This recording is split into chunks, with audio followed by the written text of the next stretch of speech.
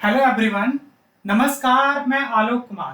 तो आज के इस वीडियो में हम डिस्कस करने वाले हैं एमपीपीएससी असिस्टेंट प्रोफेसर जूलॉजी का जो आपका एग्जाम 2017 वाला है उसके क्वेश्चन पेपर के बारे में। ठीक है, तो यहाँ पर आपको एक थोड़ा सा मेरा साथ देना होगा। एक्चुअली में है क्या, यहाँ पर एक प्रॉब्लम है, टेक्निकल प्रॉब्लम है।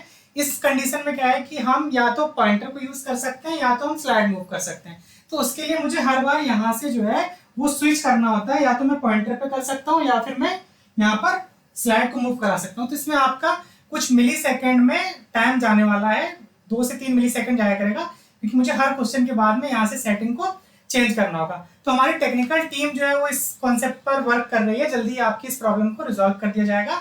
तो जो एमपीपीएससी 2017 का जो क्वेश्चन पेपर है, इसमें टोटल जो क्वेश्चन पूछे गए थे वो आपके थे यहाँ पर 200 क्वेश्चन थे आपके सब्जेक्ट के। उस टाइम पर जीएस नहीं होता था, तो आपके टोटल 200 क्वेश्चन जो है वो सारे सब्जेक्ट से थे। तो इसको हम लोग 2 पार्ट में डिस्कस करेंगे। एक आपका पार्ट 1 है, पार्ट 1 में आपके 100 क्वेश्चन रहने वाले हैं, और जो आपका पार्ट 2 जो होगा उसमें आपके 100 क्वेश्चन रहेंगे। यहाँ पर अब आप देखिए, तो जो हम सबसे पहला क्वेश्चन जो यहाँ पर आपका डिस्कस करने वाले हैं, इस क्वेश्चन में कहा गया है which of the following vitamin is formed from beta carotene. इनमें से कौन सा विटामिन जो है वो बीटा कैरोटीन से बनता है। तो यहाँ पर आप देखिए, आपके जो ऑप्शन दिए हुए हैं वो आपका दिया हुआ है विटामिन सी दिया हुआ है, विटामिन B12 है, विटामिन ए है और विटामिन ई है। अब यहाँ पर आप देखिए कि जो अलग अलग विटामिन के नाम दिए हुए हैं और उनको किस अदर नेम से जाना जाता है और उनका जो एसेंशियल रोल है वो क्या है। तो यहाँ पर जैसे कि हम देख पा रहे हैं कि जो विटामिन ए है, विटामिन ए को हम कहते हैं रेटिनॉल, रेटिनोइक एसिड, और रेटिनल या फिर कैरोटिनॉइड कहते हैं। विटामिन B1 जो होता है वो हमारा थियामिन होता है और इसकी एक्टिवेटेड फॉर्म होती है टीपीपी, जिसे थियामिन पायरोफॉस्फेट के नाम से भी जानते हैं। B2 आपका हो गया राइबोफ्लेविन, B3 आपका हो गया निकोटिनामाइड, नियासिनामाइड या फिर निकोटिनिक एसिड या फिर नियासिन के नाम से भी इसको जाना जाता है। B5 आपका हो गया पेंटाथिनोइक एसिड, B6 हो गया आपका पायरिडॉक्सिन, पायरिडॉक्सल या फिर एड्रीमीन के नाम से भी इसको जान रहे हैं। B7 आपका हो गया बायोटिन या फिर इसको प्रोटेक्टिव फैक्टर एक्स के नाम से भी जानते हैं।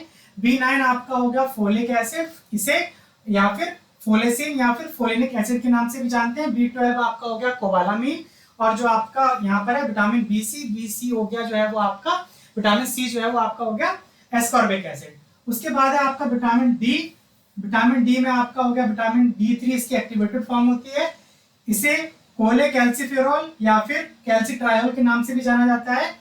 ई जो है ई आपका हो गया टोकोफेरॉल या फिर टोकोफार्म या फिर टोको ट्राइइनॉल के नाम से भी इसको जानते हैं। और जो आपका विटामिन के है, इसे हम लोग प्रोथ्रोम्बिन फैक्टर बोलते हैं या फिर इसे हम लोग मीनाक्यूनॉन्स के नाम से भी जानते हैं। जो विटामिन के होता है ये आपका ये क्लॉटिंग मैकेनिज्म जो होती है हमारी ब्लड क्लॉटिंग, वहां पर इसका एसेंशियल रोल होता है। और जो विटामिन बी जो डी होता है, विटामिन डी, ये हमारी हड्डियों को मजबूत रखने में काम करता है, या फिर हम बोले कि कैल्शियम के एब्जॉर्प्शन में भी रोल प्ले करता है। ये जो हो गया ये आपका ई हो गया एंटीऑक्सीडेंट। क्वेश्चन में आपसे पूछा गया था कि बीटा कैरोटीन जो है वो किस विटामिन से रिलेटेड है। तो बीटा कैरोटीन जो है वो आपका यहाँ पर देखिए कैरोटिनॉइड, यानी कि ए जो विटामिन है वो आपका बीटा कैरोटीन से रिलेटेड है। तो आपका जो करेक्ट आंसर जो है वो यहाँ पर आपका जाने वाला है कौन सा, फर्स्ट जो आपका 3rd नंबर ऑप्शन है, सी नंबर जो है ये आपका करेक्ट आंसर जाएगा। हम लोग नेक्स्ट क्वेश्चन की तरफ मूव करेंगे।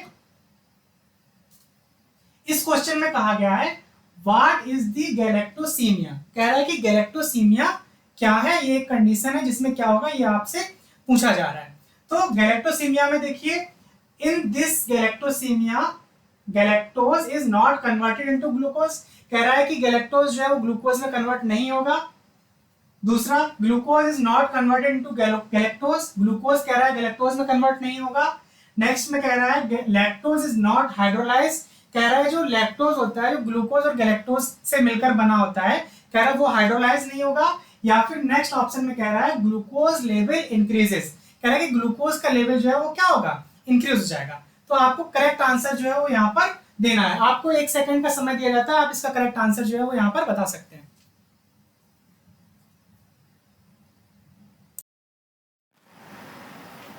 चलिए, टाइम आपका यहाँ पर समाप्त होता है। तो यहाँ पर आप देखिए, तो जो ये गैलेक्टोसीमिया कंडीशन है इसके बारे में जरा हम लोग यहाँ पर देख लेते हैं। तो galactosaemia is a genetic disorder, ये एक जेनेटिक डिसऑर्डर है that prevent the body from properly metabolizing galactose, a simple sugar found in milk and dairy product. It is caused by deficiencies one of the enzyme involved in the breakdown of galactose, and these are several type of galactosemia, each with varying severity. तो galactosaemia में क्या होता है कि जो galactose आपका होता है वो ग्लूकोज में कन्वर्ट नहीं हो पाता।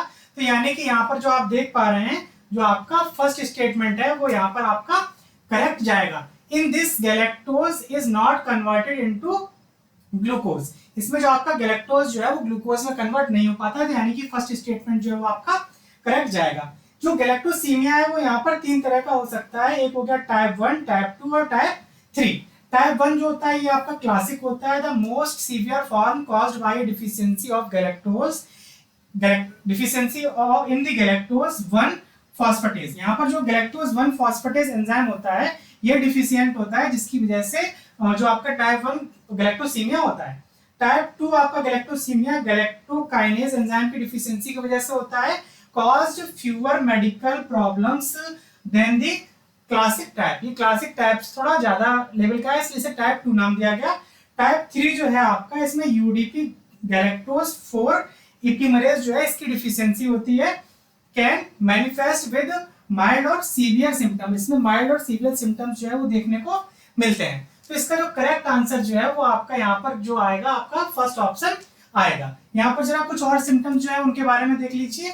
तो इसमें आपका brain cataract, jaundice, enlarge liver, kidney damage. If galactosaemia infant is given milk, अगर क्या किया जाए किसी बच्चे में गैलेक्टोसीमिया है और अगर उसको मिल्क दिया जाता है तो unmetabolized milk sugar buildup and damage the liver, eye, kidney and brain. तो वो बच्चे के लीवर, किडनी, आई और ब्रेन और इन सबको डैमेज कर सकता है। तो इसका जो करेक्ट आंसर जो है वो in this galactose is not converted into glucose. इसका जो करेक्ट आंसर जो है वो आपका जाएगा कौन सा, फर्स्ट स्टेटमेंट जो है वो आपका करेक्ट यहाँ पर जाएगा। नेक्स्ट क्वेश्चन देखिए।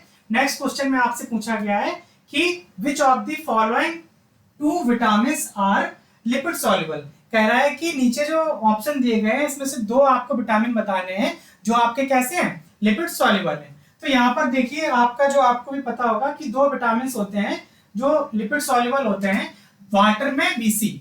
वाटर मतलब हो गया वाटर, वाटर में जो आपका तो वाटर जो है, वाटर में आपका विटामिन बी और विटामिन सी जो है ये आपके वाटर सॉल्युबल होते हैं। और फैट में जो आपके सॉल्युबल होते हैं उसमें आपका विटामिन ए आता है, विटामिन डी आता है, विटामिन डी और विटामिन के जो है ये 4 विटामिन जो है आपके फैट सॉल्युबल होते हैं। और वाटर में बीसी यानी कि वाटर में आपके सॉल्युबल होते हैं कौन से, विटामिन बी और विटामिन सी। तो अब देखिए आपसे पूछा गया था विटामिन लिपिड सॉल्युबल आपसे पूछा था, तो देखिए सी आपका कैसा है, वाटर सॉल्युबल है, तो ये आपका आंसर तो नहीं जाएगा। विटामिन ई और B12, तो विटामिन ई और बी के सारे कॉम्प्लेक्सेस है वो कैसे हैं आपके, वाटर सॉल्युबल है, तो विटामिन B12 भी नहीं जाएगा, B2 यहाँ पर आ गया। तो यहाँ पर आपका जो करेक्ट आंसर जाएगा वो आपका हो जाएगा कौन सा, फोर्थ स्टेटमेंट, विटामिन डी और विटामिन ए जो है ये आपका वाटर सॉल्युबल रहने वाले हैं। ठीक है, अच्छा यहाँ पर आपसे पूछेगा लिपिड सॉल्युबल, तो लिपिड में आपका डी और ए जो है वो आपके लिपिड सॉल्युबल है। अगर वाटर पूछा जाता है तो वाटर में बी के जितने भी फॉर्म डेरिवेटिव होते हैं वो आपके वाटर में जाते हैं, और जो सी जो है, बी और सी जो है ये आपका वाटर सॉल्युबल है। यहाँ पर आपसे लिपिड में पूछा गया था, तो डी और ए जो है ये आपके लिपिड सॉल्युबल यहाँ पर विटामिन होते हैं। नेक्स्ट क्वेश्चन की तरफ अगर हम मूव करेंगे तो यहाँ पर देखिए नेक्स्ट क्वेश्चन में आपसे पूछा गया है synthesis of DNA occur in one of the following phase of cell cycle. तो किस सेल साइकिल में जो है वो आपका डीएनए की सिंथेसिस होती है। तो ये कॉमन क्वेश्चन है जो लगभग आपके जितने भी अभी एग्जाम्स हो रहे हैं बायोलॉजी से रिलेटेड, लगभग हर एग्जाम में आपको इस तरह का क्वेश्चन देखने को मिल रहा है। तो यहाँ पर आप देखिए जो हम लोग जो सेल साइकिल है, सेल साइकिल को पार्ट में डिवाइड करेंगे। तो यहाँ पर आप देखिए सेल साइकिल को हम डिवाइड करते हैं मेनली 2 फेज में, एक आपका होता है इंटरफेज और दूसरा होता है आपका एम फेज। यहाँ पर आपका एम फेज हो गया, तो इंटरफेज में आपका होता है G1, S और G2। जो इंटरफेज का S फेज होता है यहाँ पर आपका होता है ग्रोथ होती है सेल की और डीएनए का रेप्लिकेशन होता है। वही इस क्वेश्चन में पूछा गया था सिंथेसिस ऑफ डीएनए तो सिंथेसिस ऑफ डीएनए आपकी कहां पर होगी, आपकी सी स्टेटमेंट जो है वो आपका करेक्ट जाएगा, यानी कि आपकी एस फेज में डीएनए की सिंथेसिस होने वाली है। तो इसका करेक्ट आंसर जो है वो आपका सी जाने वाला है। नेक्स्ट क्वेश्चन की तरफ हम यहाँ पे मूव करेंगे। तो इसमें आपसे देखिए पूछा गया है the part of DNA molecule which code for synthesis of part of protein molecule is called. तो जब हम लोग यूकैरियोट्स में एमआरएनए का स्ट्रक्चर पढ़ते हैं तो एमआरएनए में दो पार्ट होते हैं, एक इंट्रॉन होता है और दूसरा होता है एक्सॉन। तो इंट्रॉन जो होता है वो हमारा नॉन कोडिंग पार्ट होता है और एक्सॉन जो होता है वो हमारा कोडिंग पार्ट होता है। तो एक मैकेनिज्म होती है जिसका नाम हम लोग बोलते हैं स्प्लाइसिंग। तो स्प्लाइसिंग के थ्रू क्या किया जाता है कि जो इंट्रॉन होते हैं उनको कट करके हटा देते हैं और जो एक्सॉन होते हैं उनको जोड़ करके हम लोग मैच्योर आरएनए बना लेते हैं। तो यहाँ पर आप देखिए जो आपका इमेज में यहाँ पर आप देख पाएंगे ये आपकी इमेज हो गई, ठीक है। यहाँ पर आप देखिए कोड्स फॉर डीएनए में आपका आ जाएगा एक्सॉन, एक्सॉन कोड करते हैं प्रोटीन के लिए, और जो आपके इंट्रॉन होते हैं does not code for protein, जो इंट्रॉन होते हैं वो प्रोटीन के लिए कोड नहीं करते।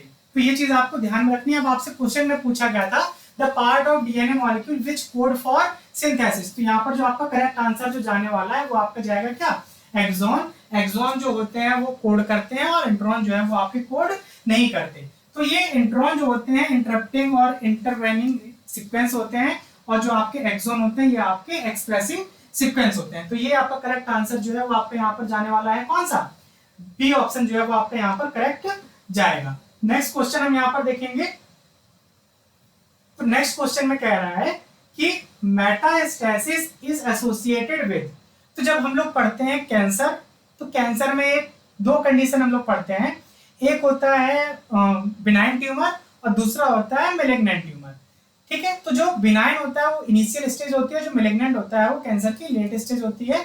जब कैंसर की लेट स्टेज होती है तो वहां पर मेटास्टेसिस देखने को मिलता है। तो मेटास्टेसिस कंडीशन में क्या होता है कि जो कैंसरस सेल है, मान लो कि एक सेल है वो अपनी जगह से मूव करके किसी दूसरी जगह पर जब पहुंच जाती है बॉडी में, तो उससे हम लोग नाम देते हैं क्या, मेटास्टेसिस। तो यहाँ पर आप देखिए कि जो मेटास्टेसिस है वो आपका, ये वापस कैसे आ गया, चलो।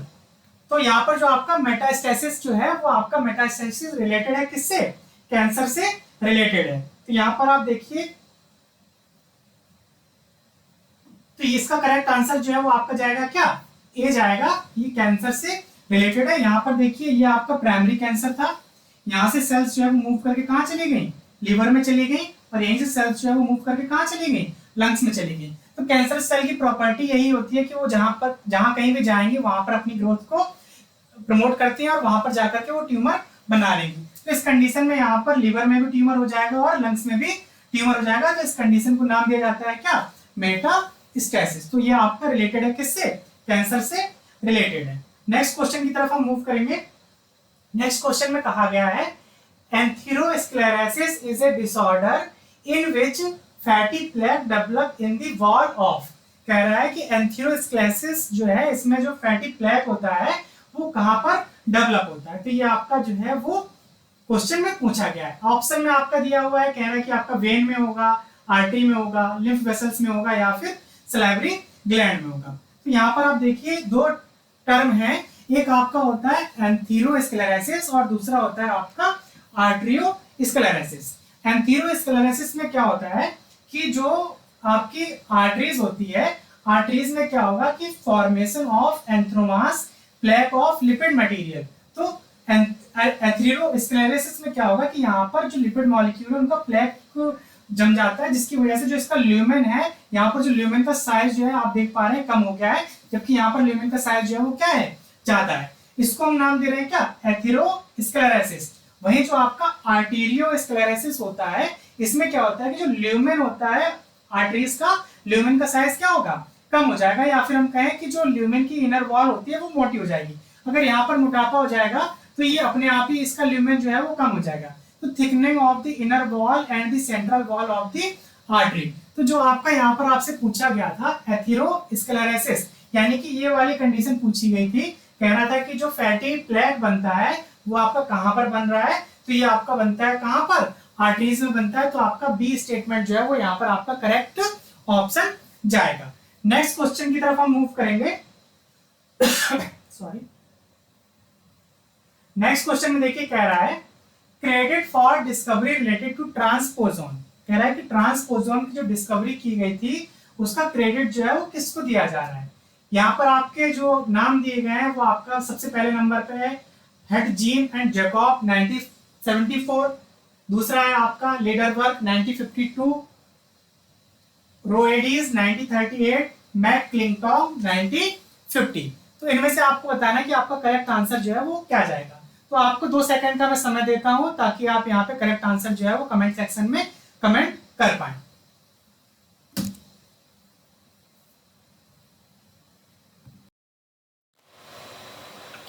चलिए आपका समय यहाँ पर समाप्त होता है। तो जो इसका करेक्ट आंसर जो है वो आपका जाएगा क्या, मैकक्लिंटॉक। और इनका जो पूरा नाम था इनको बोलते हैं क्या, बारबरा मैकक्लिंटॉक। तो ये एक महिला थी। मैकक्लिंटॉक नाम कुछ जो है वो मेल की तरह साउंड करता है, लेकिन यहाँ पर ये पुरुष ना होकर के ये महिला साइंटिस्ट थी। तो जो transposons also known as jumping gene, जो ट्रांसपोजॉन्स होते हैं उनको जंपिंग जीन के नाम से भी जाना जाता है, या फिर इसको ट्रांसपोजिबल एलिमेंट भी कहते हैं। ठीक है, तो transposable element are segment of DNA that can move from one location in a genome to another. तो जीनोम में एक लोकेशन से दूसरे लोकेशन की तरफ क्या कर सकते हैं, मूव कर सकते हैं, उसे हम लोग ट्रांसपोजिबल एलिमेंट कहते हैं। First discovered by Barbara McClintock in the 1940 to 1950 के बीच में इन्होंने इसकी डिस्कवरी की थी। और ये क्वेश्चन भी पूछा जाता है कि कहां पर डिस्कवर किया था। तो इन्होंने जो आपका मेज होता है या फिर कॉर्न जिसको मक्का बोलते हैं, वहां उसमें इन्होंने इस प्लांट में इसकी डिस्कवरी की थी। Her work which later earned her the Nobel prize in the physiology और मेडिसिन इन 1983। और इनके इस काम के लिए इनको 1983 में नोबेल प्राइज भी दिया गया। तो इसका जो करेक्ट आंसर जो है वो आपका डी जाएगा, मैकक्लिंटॉन 1950। यहाँ पर आप देखिए ट्रांसपोजिबल एलिमेंट में देखिए क्या हो रहा है कि ये आपका ट्रांसपोजोन है, ये एक डीएनए है और ये दूसरा डीएनए है। तो यहाँ पर जो ट्रांसपोजिबल एलिमेंट होता है वो यहाँ से इस तरह से ये कट हुआ और ये निकल करके जो दूसरा डीएनए होता है वहां पर जाकर के ये क्या कर जाएगा, अपने आप को इंसर्ट कर लेता है। तो इस कंडीशन को हम लोग ट्रांसपोजिबल एलिमेंट, उस एलिमेंट को, डीएनए के एलिमेंट को ट्रांसपोजिबल एलिमेंट और इस पूरे उसको ट्रांसपोजोन कह रहे हैं। ठीक है, या फिर इस जीन को हम लोग जंपिंग जीन के नाम से भी जानते हैं। यहां पर आप देखिए नेक्स्ट क्वेश्चन में क्या कहा गया है। तो ये आपका नेक्स्ट क्वेश्चन है, इसमें देखिए कह रहा है it is difficult to produce vaccine against HIV. कह रहा है कि एचआईवी के अगेंस्ट में वैक्सीन बनाना डिफिकल्ट है। कह रहा है ऐसा क्यों, it mutated rapidly, it multiplication very fast, it is A retrovirus, it deactivated RBCs of host. तो कह रहा है करेक्ट आंसर आपको बताना है। तो आप बताइए इसमें आपका करेक्ट आंसर जो है वो क्या जाएगा। 2 सेकंड का आपको समय दूंगा, उसके बाद में मैं करेक्ट आंसर यहां पर बताऊंगा।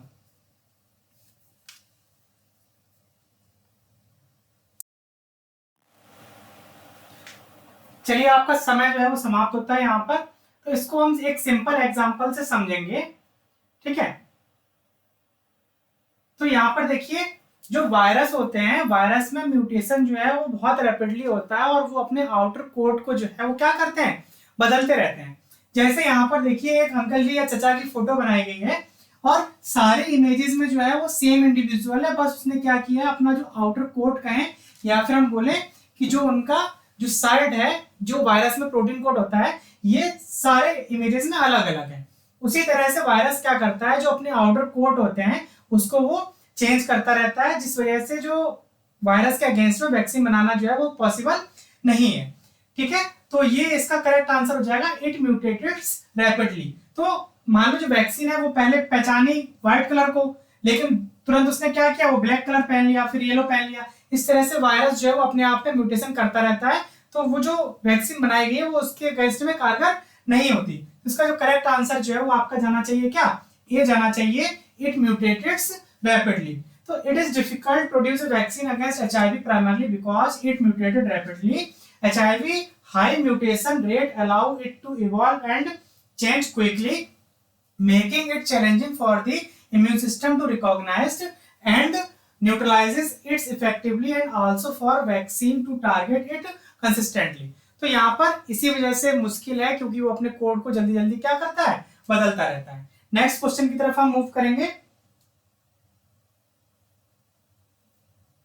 नेक्स्ट क्वेश्चन में कहा गया है organ transplant between two person, दो पर्सन के बीच में किसी ऑर्गन का ट्रांसप्लांटेशन किया जा रहा है। Except identical twins are rejected because of, कह रहा है कि जब आइडेंटिकल ट्विंस के बीच में करते हैं ट्रांसप्लांटेशन तो रिजेक्ट नहीं होता। उसको लिख दिया इन्होंने क्या, यहां पर लिख दिया है एक्सेप्ट, ठीक है।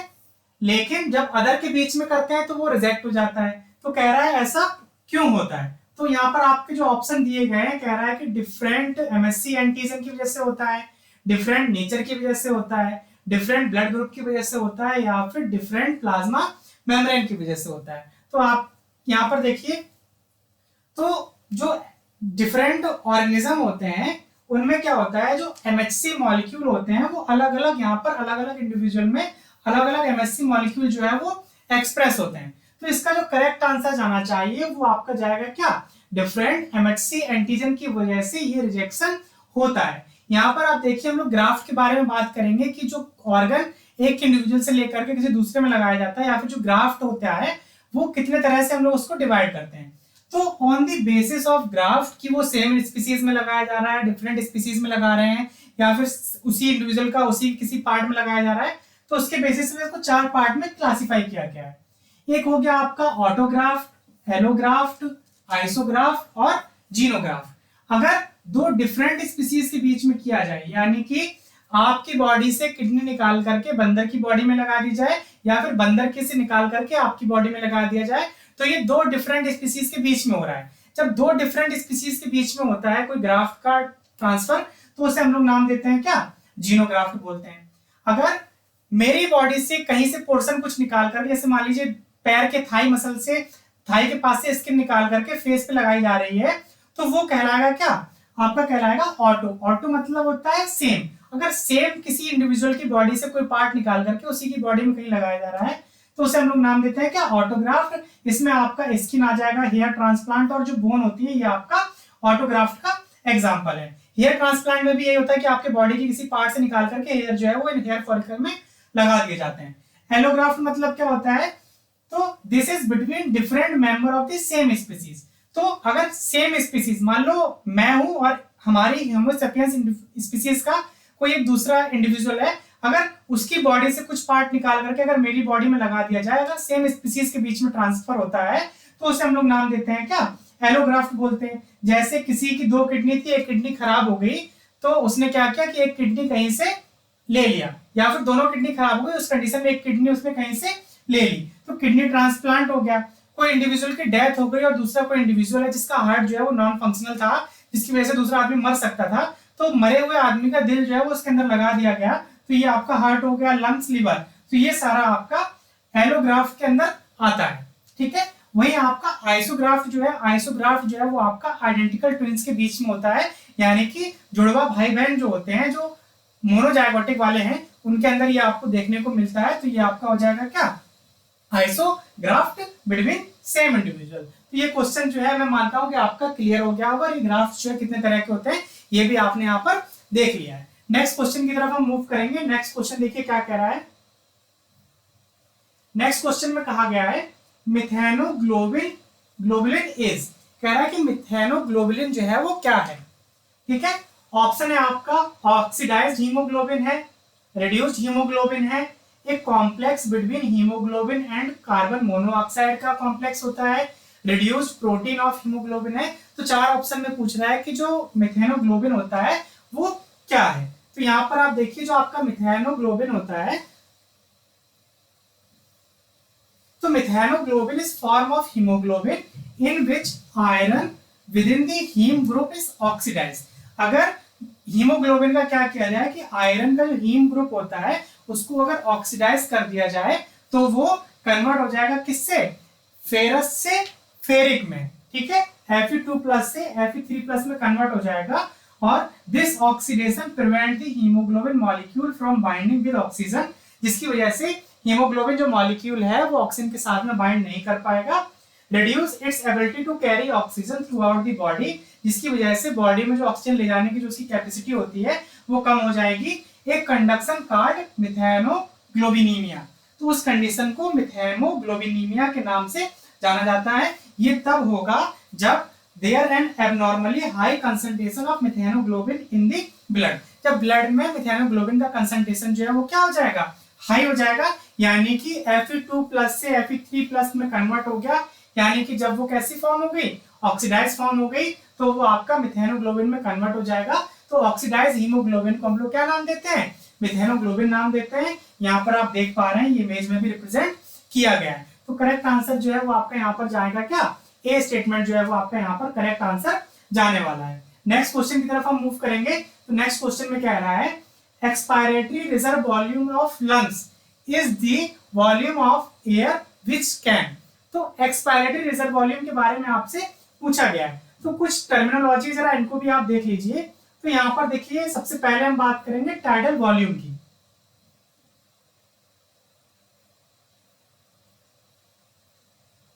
चलिए, तो सबसे पहले हम बात कर रहे हैं किसकी, टाइडल वॉल्यूम की। तो टाइडल वॉल्यूम मतलब क्या होता है, इसको मैं डिमॉन्स्ट्रेट करके दिखाऊंगा। देखिए, नॉर्मल कंडीशन में आपने क्या किया, सांस को अंदर खींचा, उसके बाद आपने क्या किया, सांस को नॉर्मली बाहर छोड़ा। तो नॉर्मल सांस जितना आप एक बार में अंदर खींच रहे हैं और जितना सांस आप बाहर छोड़ रहे हैं, उसे हम लोग कहते हैं आपका क्या, टाइडल वॉल्यूम। टाइडल वॉल्यूम जो है वो आपका होता है कितना, 500 ml जो है वो हेल्दी एडल्ट का टाइडल वॉल्यूम होता है। ठीक है, अब बात करते हैं आपका इंस्पायरेटरी रिजर्व वॉल्यूम। सॉरी, आपने क्या किया, नॉर्मली सांस अंदर खींचा, इसके बाद आपसे कहा जाए कि और सांस खींचो फोर्स लगा करके। तो नॉर्मल आपने खींचा, उसके बाद फोर्स लगा करके, तो आपने फोर्स लगा करके और भी जो सांस है या ऑक्सीजन है वो आपने अपने लंग्स में ली। तो the additional amount of air that can be inhaled, यानी कि आपने अंदर खींची after a normal tidal volume, यानी कि नॉर्मल सांस लेने के बाद में फोर्स लगा करके कितना सांस आप और अंदर ले सकते हैं या फिर कितना ऑक्सीजन और अंदर ले सकते हैं, उसे हम लोग नाम देते हैं क्या, इंस्पायरेटरी रिजर्व वॉल्यूम। रिजर्व का मतलब ये हो गया कि हम नॉर्मली इतना ले नहीं रहे हैं, अगर हम लेना चाहें तो हम ले सकते हैं। तो ये आपका वॉल्यूम जो होता है ये आपका होता है 3000 ml के आसपास। ठीक है, इसके बाद जो होता है एक्सपायरेटरी रिजर्व वॉल्यूम, जिसे हम लोग ERV के नाम से जानते हैं, और इंस्पायरेटरी रिजर्व वॉल्यूम को हम लोग IRV कहते हैं। अब देखिए, नॉर्मल सांस आपने अंदर खींचा, नॉर्मल सांस बाहर छोड़ा, लेकिन आपसे कहा जाए कि आप फोर्स लगा करके सांस और बाहर छोड़िए। मान लो जैसे गुब्बारे में हवा भरते हैं ना, तो जितनी लंग्स में सांस होती है, गैस होती है, वो हम पूरी गुब्बारे में भर देते हैं। तो पूरा फोर्स आपने वहां पर लगा दिया, तो फोर्सफुली आप कितना एक्सपायर कर सकते हैं, तो the additional amount of air that can be excelled, excelled मतलब बाहर छोड़ना, after a normal tidal volume. Normal आपने जितना सांस बाहर छोड़ना था, उसके बाद आप कितना फोर्स लगा करके और बाहर छोड़ सकते हैं, उसको हम लोग नाम देते हैं क्या, ERV। ये आपका होता है कितना, 1100 ml के आसपास। इसके बाद देखिए कंडीशन और आती है जिसे हम लोग नाम देते हैं क्या, रेजिडुअल वॉल्यूम। अब देखिए जैसे आपने क्या किया, फोर्सफुली आपने क्या किया, सांस को बाहर छोड़ा, तो आपको क्या लगता है कि आपके लंग्स की सारी सांस बाहर निकल गई, और जो आपके एल्वुलाई हैं, वो आपके एल्वुलाई जो है वो इस तरह से जब हवा भरी रहती है तो फूले रहते हैं, तो क्या वो एकदम कोलैप्स कर गए, तो ऐसा नहीं होता। कुछ वहां पर एयर जो है वो एल्वुलाई के बीच में रह जाती है, उसे हम लोग नाम देते हैं क्या, रेजिडुअल वॉल्यूम। तो ये आपका होता है रेजिडुअल वॉल्यूम जो है वो आपका 1200 ml के आसपास होता है। तो ये हमने 4 कंडीशन पढ़ ली। ये आपका हो गया tidal volume, inspiratory reserve volume, expiratory reserve volume और रेजिडुअल वॉल्यूम। अब आपसे क्वेश्चन में पूछा गया था, expiratory reserve volume of lungs is the volume of air which can.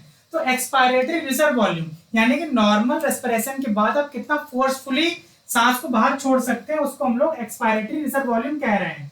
तो never be exhaled, can be exhaled by forcefully expiration. तो B statement जो है वो आपका यहाँ पर करेक्ट जाने वाला है।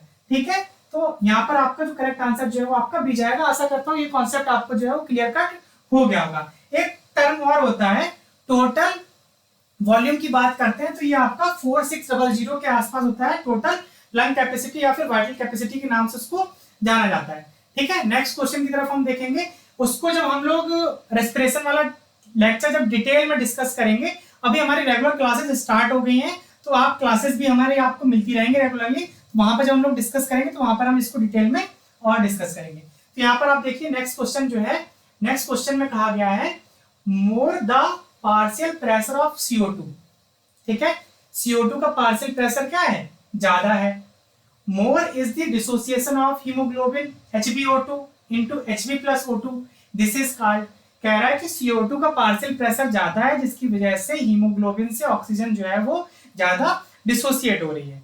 तो इस फिनोमिना को क्या नाम देंगे, तो आपके चार फिनोमिना है, एक आपका हेल्डन इफेक्ट है, हैम्बर्गर फिनोमिना है, बोहर इफेक्ट है और क्लोराइड शिफ्ट है। तो क्लोराइड शिफ्ट और ये सारे जो कॉन्सेप्ट यहाँ पर लिखे हुए हैं ये जनरली आपसे एग्जाम्स में पूछे जाते हैं। तो यहाँ पर जरा हम इसको डिटेल में देखेंगे। चलिए,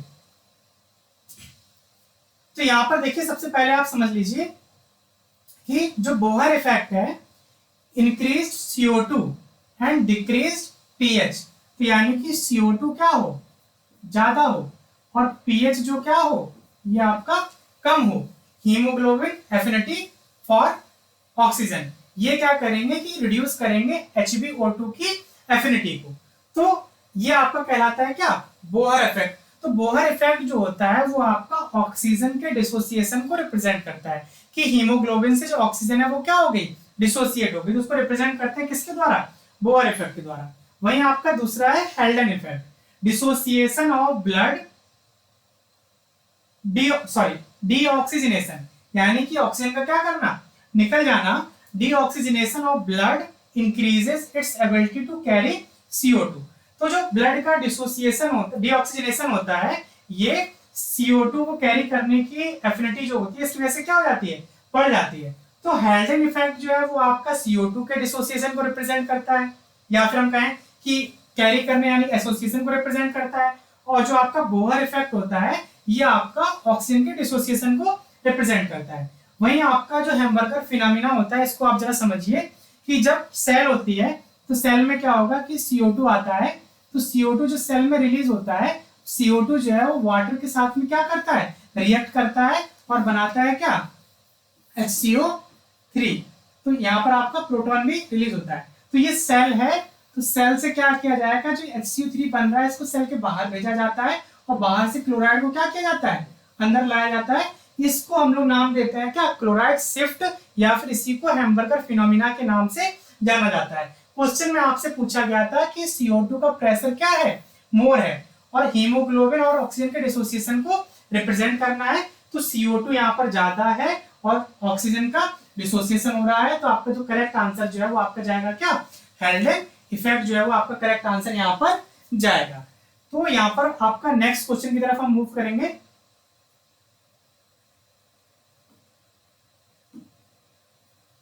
नेक्स्ट क्वेश्चन में देखिए आपसे क्या कहा गया है, enzyme of hexose monophosphate shunt, यानी कि हेक्सोस मोनोफॉस्फेट शंट जो है ये HMP पाथवे का ही दूसरा नाम होता है। तो कह रहा है कि enzyme of HMP pathway are present in, तो कह रहा है कि HMP पाथवे के जो एंजाइम है वो कहां पर प्रेजेंट होते हैं। तो हमने HMP पाथवे का डिटेल लेक्चर जो है वो बना के रखा हुआ है, वो आपको मेटाबॉलिज्म की प्लेलिस्ट में मिल जाएगा, वहां पर जाकर के आप इसका डिटेल लेक्चर जो है वो आप देख सकते हैं। तो जो HMP पाथवे है इसे हम लोग पेंटोस फॉस्फेट पाथवे के नाम से भी जानते हैं। तो ये आपका जो है रन होता है कहां पर, साइटोप्लाज्म में रन होता है, और जो ग्लाइकोलिसिस की तरह है, ग्लाइकोलिसिस के सारे स्टेप भी साइटोप्लाज्म में होते हैं, और ये भी आपका कहां पर होता है, साइटोप्लाज्म में होता है। तो इसका जो करेक्ट आंसर जो है वो आपका जाएगा क्या, सी जाएगा। The pentose phosphate pathway was discovered and characterized in 1930। तो 1903 में इसको डिस्कवर किया गया था और कैरेक्टराइज किया गया था बायोकेमिस्ट थे जिनका नाम है sir hence Adolf crab and Fritz Albert Lipman. ये दो साइंटिस्ट थे। वो जो आपको दिख रहे हैं सर हेंस एडोल्फ क्रैब, इन्होंने ही क्रैब साइकिल यानी कि TC साइकिल की भी डिस्कवरी की थी। HMP पाथवे भी इन्होंने और उनके कलीग जो थे फ्रिट्ज एल्बर्ट लिपमैन, इन दोनों ने मिलकर के डिस्कवर किया गया था। Otto Warburg first identified that NADP+ was required for the oxidation of glucose 6-phosphate, a crucial step in the pathway। उसके बाद अगर आपसे पूछा जाए कि ऑटो वॉरबर्ग का क्या इफेक्ट है, क्या मतलब क्या रोल है इस पाथवे में, तो इन्होंने बताया था कि ग्लूकोज 6-फॉस्फेट के ऑक्सीडेशन में NAD+ का रिक्वायरमेंट होती है। ये इसका इंपॉर्टेंट पार्ट है। तो तीन साइंटिस्ट आपको ध्यान रखने हैं, सर एडोल्फ क्रैब, दूसरा आपका हो गया फ्रिट्ज एल्बर लिपमैन, और तीसरा हो गया आपका ऑटो बार्बर, जिनका रोल है इस एचएमपी पाथवे में। Further advancement including the full elucidation of the pathway came from Frank Dickens, Bernard Hawkers, Fritz Lippmann and Irem Recker in the 1950। ये कुछ अदर साइंटिस्ट भी हैं, इनको मैंने यहाँ पर मेंशन कर दिया गया है, लेकिन जो आपके इंपॉर्टेंट साइंटिस्ट है वो आपके डिस्कवरी से रिलेटेड होते हैं। तो इसका जो करेक्ट आंसर जो है वो आपका सी जाएगा। ये आपका कहां पर रन होता है? साइटोप्लाज्म में रन होता है। नेक्स्ट क्वेश्चन देखिए, नेक्स्ट क्वेश्चन में क्या कहा गया है? नेक्स्ट क्वेश्चन में कह रहा है in the oxidative phase of HMP monophosphate, यानी कि पेंटोस फॉस्फेट पाथवे का फिर से आपसे पूछ लिया गया है क्वेश्चन। देखिए एक ही टॉपिक से आपसे लगातार दो क्वेश्चन यहाँ पर पूछ लिए गए हैं। कह रहा है कि फॉलोइंग प्रोड्यूस, तो इस पाथवे में आप कह रहा है कि क्या प्रोड्यूस होता है। तो अभी हमने देखा था कि ओटो जो करके साइंटिस्ट थे उन्होंने बताया था एनएडीपीएच का रोल होता है यहाँ पर, ठीक है। तो यहाँ पर आप देखिए, तो इसका जो करेक्ट आंसर जो है वो आपका जाएगा क्या? एनएडीपीएच। ये आपका यहाँ पर इस पाथवे में प्रोड्यूस होता है। जो आपका एचएमपी पाथवे दो चीजें बनती है, एक आपका एनएडीपीएच बनता है, इसमें एनएडी प्लस को इलेक्ट्रॉन देकर के कन्वर्ट कर दिया जाता है एनएडीपीएच में, और एनएडीपीएच बनता है इसमें, और बनता है आपकी 5 कार्बन की शुगर बनती है। तो ये चीजें आपको यहाँ पर ध्यान में रखनी है, ठीक है। रिबुलोज 5 फॉस्फेट आपकी जो शुगर है वो यहाँ पर बनेगी। तो आप यहाँ पर देखिए आगे, सॉरी, तो ये आपका करेक्ट आंसर जो है वो आपका एनएडीपीएच चला जाएगा। नेक्स्ट क्वेश्चन देखिए, नेक्स्ट क्वेश्चन में कहा गया है the average salinity of marine water is. ये आपका फैक्ट बेस्ड क्वेश्चन है, और इस तरह के क्वेश्चन पे आपको ज्यादा जोर नहीं देना होता है। हर एग्जाम में आप जाइए कुछ ना कुछ ऐसे फैक्ट बेस्ड क्वेश्चन, 2 से 3 क्वेश्चन ही आपको देखने को मिलते हैं जिसमें आपका तुक्काफिकेशन काम करता है। अगर आपने लगा दिया सही जाएगा, अगर हो सकता है वो गलत भी हो सकता है। तो यहाँ पर जो आपका करेक्ट आंसर जो है वो मैरीन वाटर की जो एवरेज सैलिनिटी जो होती है वो आपकी यहाँ पर होगी कितनी? 3.5% होती है। तो the average salinity of marine water is 35 part पर 1000, यानी कि 35 पीपीटी बोल रहे हैं इसको। This mean that is every 1000 gram of sea water about 35 gram are dissolve salt. The average salinity is रफली इक्विवेलेंट टू 3.5%। तो ये आपका जो करेक्ट आंसर जो है वो आपका यहाँ पर कौन सा जाएगा? 4th जाएगा। नेक्स्ट क्वेश्चन की तरफ यहाँ पर हम मूव करेंगे। नेक्स्ट क्वेश्चन में देखिए कहा है which of one of the following of biogeochemical cycle, आगे केमिकल साइकिल इज सेडिमेंट्री।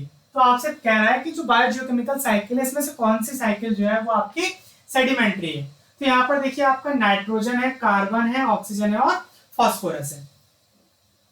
तो यहाँ पर जब हम लोग ये बायोजियोकेमिकल साइकिल पढ़ते हैं तो यहाँ पर आप देखिए, तो आपकी टाइप ऑफ जियोकेमिकल जो साइकिल है इसमें आपका होता है हाइड्रोलॉजिक साइकिल, या आपकी वाटर साइकिल होती है। गैसियस साइकिल में आपका ऑक्सीजन, कार्बन डाइऑक्साइड और नाइट्रोजन। वहीं आपका जो सेडिमेंट्री होता है, सेडिमेंट्री में आपका फॉस्फोरस होता है और सल्फर होता है।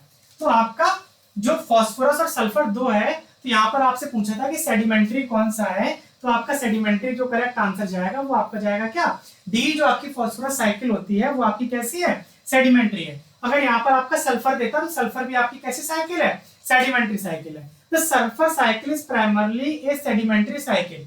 देखिए जो सल्फर साइकिल होती है उसको दोनों तरह से कंसीडर करते हैं। इसको गैसियस साइकिल के रूप में भी कंसीडर किया जाता है और सेडिमेंट्री के रूप में भी कंसीडर किया जाता है, लेकिन मेनली इसको जो है वो कंसीडर किया जाता है किसके फॉर्म में? ये आपका सेडिमेंट्री के फॉर्म में कंसीडर करते हैं, लेकिन इसको गैसेस के फॉर्म में भी करते हैं। अगर ऑप्शन में दोनों मिलता है तो आप बोथ लगाएंगे, सेडिमेंट्री भी और गैसियस भी। तो करेक्ट आंसर जो है वो आपका यहाँ पर क्या जाएगा? डी स्टेटमेंट जो है वो आपका यहाँ पर करेक्ट जाएगा। नेक्स्ट क्वेश्चन देखिए, इस क्वेश्चन में आपसे कहा है the organisms which can tolerate only a small range of temperature differences are known as. कह रहा है कि उन ऑर्गेनिज्म का नाम बताइए जो केवल स्मॉल टेम्परेचर फ्लक्चुएशन को सहन कर सकते हैं। तो यहां पर आप देखिए,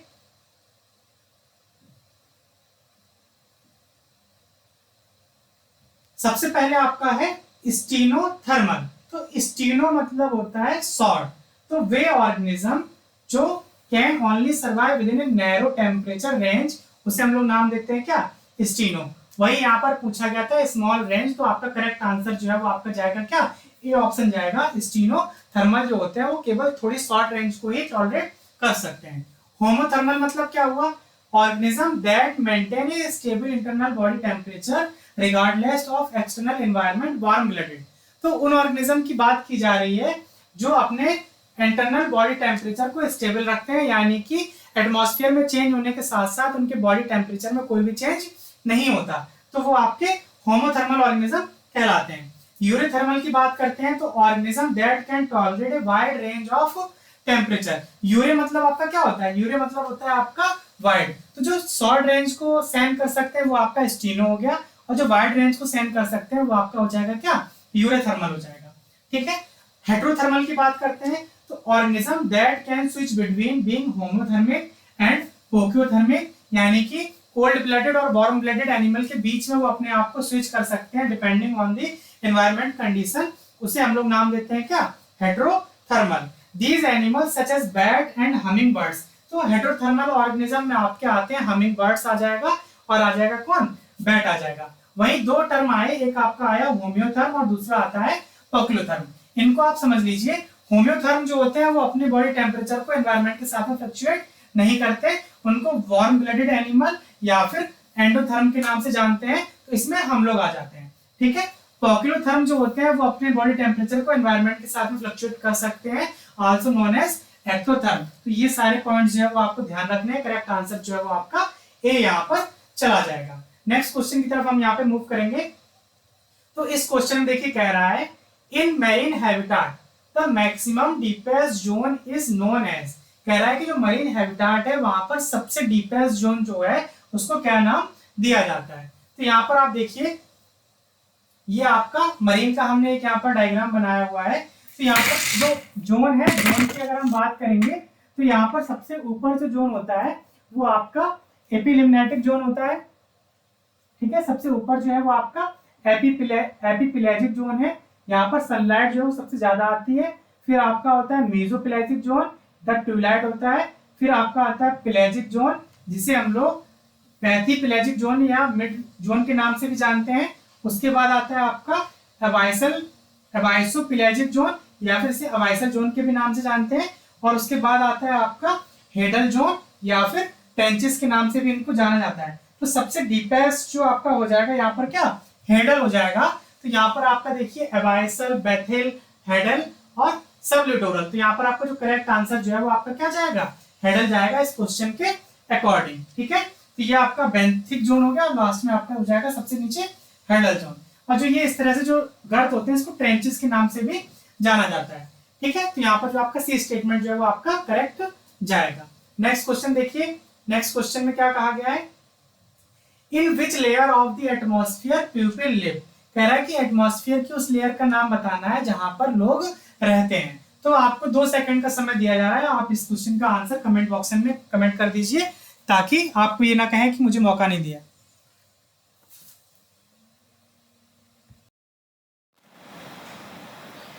चलिए आपका यहाँ पर समय समाप्त होता है। तो जो इसका करेक्ट आंसर जो है वो आपका जाएगा यहाँ पर, जो ट्रोपोस्फियर होता है वो आपका करेक्ट आंसर जाएगा।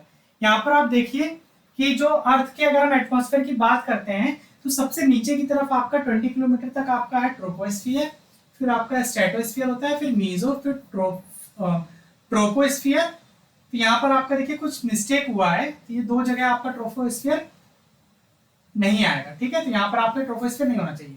लास्ट में होता है आपका एक्सोस्फियर, उसके बाद आपका आयनोस्फियर हो गया। ठीक है। तो आपसे 2 क्वेश्चन मेरे लिए पूछे जाते हैं। आपका जो लास्ट एचपीएससी का एग्जाम हुआ था वहां पर आपसे पूछा गया था कि जो आपकी ओजोन लेयर है वो किस स्फीयर में पाई जाती है। तो आपकी ओजोन लेयर जो है वो आपकी होती है किसमें, स्ट्रेटोस्फीयर में, और जो ह्यूमन है वो रहते हैं आपके किसमें, ट्रोपोस्फियर में। तो आपका करेक्ट आंसर जो है वो आपका यहाँ पर जाएगा कौन सा, डी स्टेटमेंट जो है वो आपका यहाँ पर करेक्ट जाएगा। नेक्स्ट क्वेश्चन की तरफ हम मूव करेंगे। इस क्वेश्चन में कहा गया है conduction of nerve impulse is, तो जो नर्व इंपल्स का जो कंडक्शन होता है वो कैसा है, केमिकल प्रोसेस है, फिजिकल प्रोसेस है, बायोकेमिकल प्रोसेस है, या फिर इलेक्ट्रोकेमिकल प्रोसेस है। तो कह रहा है कि कैसा प्रोसेस है वो आपको यहाँ पर बताना है। तो यहाँ पर देखिए तो नर्व इम्पल्स मतलब समझ लीजिए क्या है कि एक न्यूरॉन से इम्पल्स निकल रही है और दूसरे न्यूरॉन तक क्या कर रही है, जा रही है। जहां पर ये दोनों न्यूरॉन आपस में मिलते हैं उसे हम लोग सिनेप्स नाम देते हैं, और जिस न्यूरॉन से सिग्नल निकलता है उसे हम लोग प्री सिनेप्टिक न्यूरॉन बोलते हैं, और जहां पर जा रहा होता है उसे हम लोग नाम देते हैं क्या, पोस्ट सिनेप्टिक न्यूरॉन। तो nerve impulse conduction involve both electrical and chemical process. जो नर्व इम्पल्स कंडक्शन होता है वहां पर वो दोनों होते हैं, एक होता है आपका इलेक्ट्रिकल भी होता है और केमिकल भी होता है। तो यहाँ पर आप देखिए इलेक्ट्रोकेमिकल प्रोसेस होना चाहिए, तो आपका डी स्टेटमेंट जो है आपका यहाँ पर करेक्ट जाएगा। The electrical except involve the movement of ion across the neurons membrane. जो आपका इलेक्ट्रिकल एक्सेप्ट है वो न्यूरॉन के चारों ओर इलेक्ट्रॉन का मूवमेंट है, वाइल जो केमिकल एक्सेप्ट जो आपका एक्सपेक्ट है वो जो न्यूरोट्रांसमीटर रिलीज होते हैं जैसे एसिटाइलकोलिन वगैरह हो गया, तो वो आपका हो जाएगा क्या, chemical expect. Neuron electrical except हो गया आपका, जो इलेक्ट्रिकल वाला हो गया आपका जो न्यूरॉन जो मूवमेंट हो रही है आयन की, ठीक है, अक्रॉस द मेम्ब्रेन, और जो आपका एसिटाइलकोलिन वाला आपका हो जाएगा क्या, केमिकल। तो डी स्टेटमेंट जो है वो आपके यहाँ पर करेक्ट जाएगा। नेक्स्ट क्वेश्चन देखिए, नेक्स्ट क्वेश्चन में क्या कह रहा है, which cell of the islet of Langerhans secrete the glucagon hormone। तो पेनक्रियास की जो सेल्स होती हैं उसको हम लोग दो पार्ट में डिवाइड करते हैं, एक होता है एसिनी सेल्स, ठीक है, जो आपकी डाइजेस्टिव जूस सेक्रेट करती हैं, और दूसरा आपका होता है पेनक्रियाटिक सेल्स, या फिर बोलते हैं हम लोग जिनको आइलेट ऑफ लैंगरहैंस। तो यहाँ पर जो आपकी आइलेट्स ऑफ लैंगरहैंस होती हैं वो आपकी हार्मोन्स रिलीज करती हैं, और जो आपकी एसिनेट सेल्स होती हैं वो आपकी रिलीज करती हैं क्या, डाइजेस्टिव जूस। तो यहाँ पे जो आपकी एसिनर सेल्स होती हैं वो आपका ट्रिप्सिन और एमाइलेज रिलीज कर रही हैं, ठीक है, क्या रिलीज कर रही हैं, एक मिनट, चलो। तो यहाँ पर जो आपकी एसिनर सेल्स होती हैं वो आपकी ट्रिप्सिन और एमाइलेज रिलीज कर रही हैं, और जो वहीं आपकी पैनक्रियाटिक सेल्स होती हैं ये आपकी रिलीज करती है, जो अल्फा सेल होती है वो आपकी ग्लूकागॉन रिलीज करती है, बीटा सेल जो होती है वो आपकी इंसुलिन रिलीज करती है। बीटा सेल में डिफेक्ट होने की वजह से इंसुलिन बन नहीं पाता और कंडीशन में हो जाती है क्या, डायबिटीज हो जाती है। वहीं जो आपकी गामा सेल्स होती है ये पैनक्रियाटिक पॉलीपेप्टाइड या जिसे शॉर्ट फॉर्म में पीपीवी कहते हैं, तो ये हार्मोन रिलीज करती हैं, और डेल्टा सेल जो होती हैं वो आपकी सोमैटोस्टैटिन और कोलेजन को रिलीज करती हैं। तो यहाँ पर आपसे पूछा गया था कि जो ग्लूकागॉन है वो कहाँ से रिलीज हो रहा है, तो ग्लूकागॉन जो होता है वो आपकी अल्फा सेल्स ऑफ पेनक्रियाज होती है, वहां से आपका ग्लूकागॉन जो है वो रिलीज होता है। तो करेक्ट आंसर जो है वो आपका यहाँ पर जाएगा क्या, ए स्टेटमेंट जो है वो आपका करेक्ट जाएगा। नेक्स्ट क्वेश्चन देखिए, नेक्स्ट क्वेश्चन में कह रहा है in prokaryotes the initiation codon is genetic code is.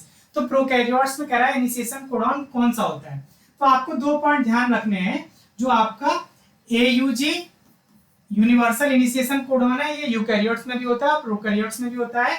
Some time prokaryotes में जीयूजी जो है वो ऐसे इनिशिएशन कोडॉन की तरह वर्क कर सकता है। तो यहाँ पर जो आपका करेक्ट आंसर जाएगा वो आपका जाएगा क्या, एयूजी जो है वो आपका इनिशिएशन कोडॉन है, ठीक है। तो सी स्टेटमेंट जो है वो आपका यहाँ पर क्या जाएगा, करेक्ट जाएगा। इसके अलावा बात करते हैं टर्मिनेशन कोडॉन की, तो टर्मिनेशन कोडॉन में आपका आ जाता है क्या, आपका आएगा अंबर, अंबर मतलब यूएजी, ओवर मतलब आपका यूएए हो गया, और ऊपर मतलब हो गया यूजीए। तो ये टर्मिनेशन कोडॉन है जहां से जनरली आपका क्वेश्चन बनता रहता है। तो इस तरह से आपका जो करेक्ट आंसर जो है वो आपका जाएगा क्या, एयूजी जो है वो इनिशिएशन कोडॉन की तरह वर्क करता है इन बोथ प्रोकैरियोट्स और यूकैरियोट्स। नेक्स्ट क्वेश्चन की तरफ हम देखेंगे। नेक्स्ट क्वेश्चन में कह रहा है which one of the following is not a protein, कह रहा है कि इनमें से कौन जो है वो प्रोटीन नहीं है, एक्टिन, हिमैटिन, एल्बुमिन और मायोसिन। मायोसिन जैसा कि आपको पता है मसल्स है, एक्टिन आपको पता ही है, एल्बुमिन प्रोटीन होता है, यहाँ पर जो हिमैटिन है ये आपका प्रोटीन नहीं है। तो जो आपका करेक्ट आंसर जो है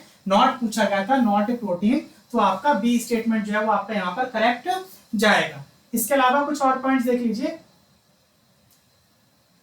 कि हिमैटिन क्या है, तो hematin is a brown black iron containing pigment that result from the oxidation of haem.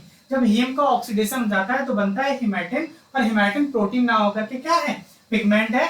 It is a by product of hemoglobin digestion. जब हीमोग्लोबिन का डाइजेशन होता है तो उसका ये बाय प्रोडक्ट है, and is also found in certain tissue fixed in acidic formalin appearing as a dark granular material hematin can be toxic to erythrocytes and is also involve in the detoxification process within the malaria parasite. तो malaria parasite में detoxification process में भी यहाँ पर ये देखने को मिलता है। तो करेक्ट स्टेटमेंट जो है वो आपका जाएगा क्या, बी जाएगा। यहाँ पर जो हेमेटिन है वो आपका प्रोटीन नहीं है। नेक्स्ट क्वेश्चन देखिए, नेक्स्ट क्वेश्चन में कहा है whose abnormal number growth is called polycythemia। तो दो तक टर्म आपको ध्यान में रखने होते हैं, एक आपको पॉलीसाइथीमिया ध्यान में रखना होता है और दूसरा ध्यान में रखना होता है हेमाटोक्रिट। हेमाटोक्रिट मतलब होता है टोटल नंबर ऑफ आरबीसी और पॉलीसाइथीमिया नंबर मतलब होता है एलिवेटेड नंबर ऑफ आरबीसी। तो यहाँ पर आप देखिए आरबीसी को नाम दिया जाता है क्या, एरिथ्रोसाइट्स हम कहते हैं। तो यहाँ पर पूछा था एबनॉर्मल नंबर ग्रोथ, तो यहाँ पर आपका जो है एरिथ्रोसाइट्स यहाँ पर जाना चाहिए। एरिथ्रोसाइट्स को ही हम लोग आरबीसी के नाम से जानते हैं। तो यहाँ पर आप देख लीजिए पॉलीसाइथीमिया हम पहले देखेंगे। तो polycythemia particularly polycythemia vera is a condition characterized by a abnormally high red blood cells count leading to an increase in the proportion of the red blood cells in the blood which is reflected into a high hematocrit। hematocrit मतलब number की बात हो रही है, ठीक है। Polycythaemia मतलब हेमोक्रिट मतलब टोटल नंबर ऑफ आरबीसी और पॉलीसाइथीमिया मतलब एलिवेटेड नंबर ऑफ आरबीसी। तो ये आपको यहाँ पर ध्यान में रखना है। ये hematocrit test measure the percentage of red blood cells in the blood and elevated level can be sign to be polycythemia. अगर नंबर बढ़ा हुआ है तो पॉली मतलब ही होता है क्या, ज्यादा, ठीक है। तो यहाँ पर आरबीसी का नंबर बढ़ा हुआ है तो ये एरिथ्रोसाइट से रिलेटेड है। ये इमेज आप देख लीजिए, ये आप जब इमेज देखेंगे तो सबसे ऊपर जो होता है सेंट्रीफ्यूगेशन करने पर सबसे ऊपर जो है वो आपका प्लाज्मा आता है, बीच में आपका जो व्हाइट ब्लड सेल्स है वो आपके प्लेटलेट्स आते हैं और सबसे नीचे जो है वो आपका आरबीसी आता है। किसी किसी एग्जाम में ये भी पूछा गया है कि सेंट्रीफ्यूज करने पर जो सेल्स है उनका सीक्वेंस क्या रहता है। तो नॉर्मल ब्लड सेल्स जो होता है उसमें हेमाटोक्रिट आपका रहता है 37 से 47 इन फीमेल के केस में और 42 से 52% जो है आपका मेल के केस में। एनीमिया की कंडीशन में हेमाटोक्रिट का नंबर घट जाता है, तो यानी कि डिप्रेस मतलब एनीमिया मतलब हो गया कि उसमें सेल्स का नंबर क्या हो गया, कम हो गया। पॉलीसाइथीमिया में हेमाटोक्रिट जो होता है वो आपका क्या होता है, बढ़ जाता है। तो ये चीजें आपको ध्यान में रखनी है। नेक्स्ट क्वेश्चन की तरफ यहाँ पर हम मूव करेंगे। इसमें कह रहा है in mammals Kufar cell are present in. तो कह रहा है कि मैमल्स जो होता है उसमें जो कुफर सेल्स होती हैं, कुफर सेल्स एक प्रकार की मैक्रोफाजेस होती हैं। कह रहा है कि जो कुफर सेल्स जो है वो कहाँ पर प्रेजेंट होती हैं, ये आपसे क्वेश्चन में पूछा गया है। तो ये आपको एक मौका दिया जा रहा है कि आप करेक्ट आंसर जो है वो कमेंट सेक्शन में करिए। आपको 2 सेकंड का समय देता हूं।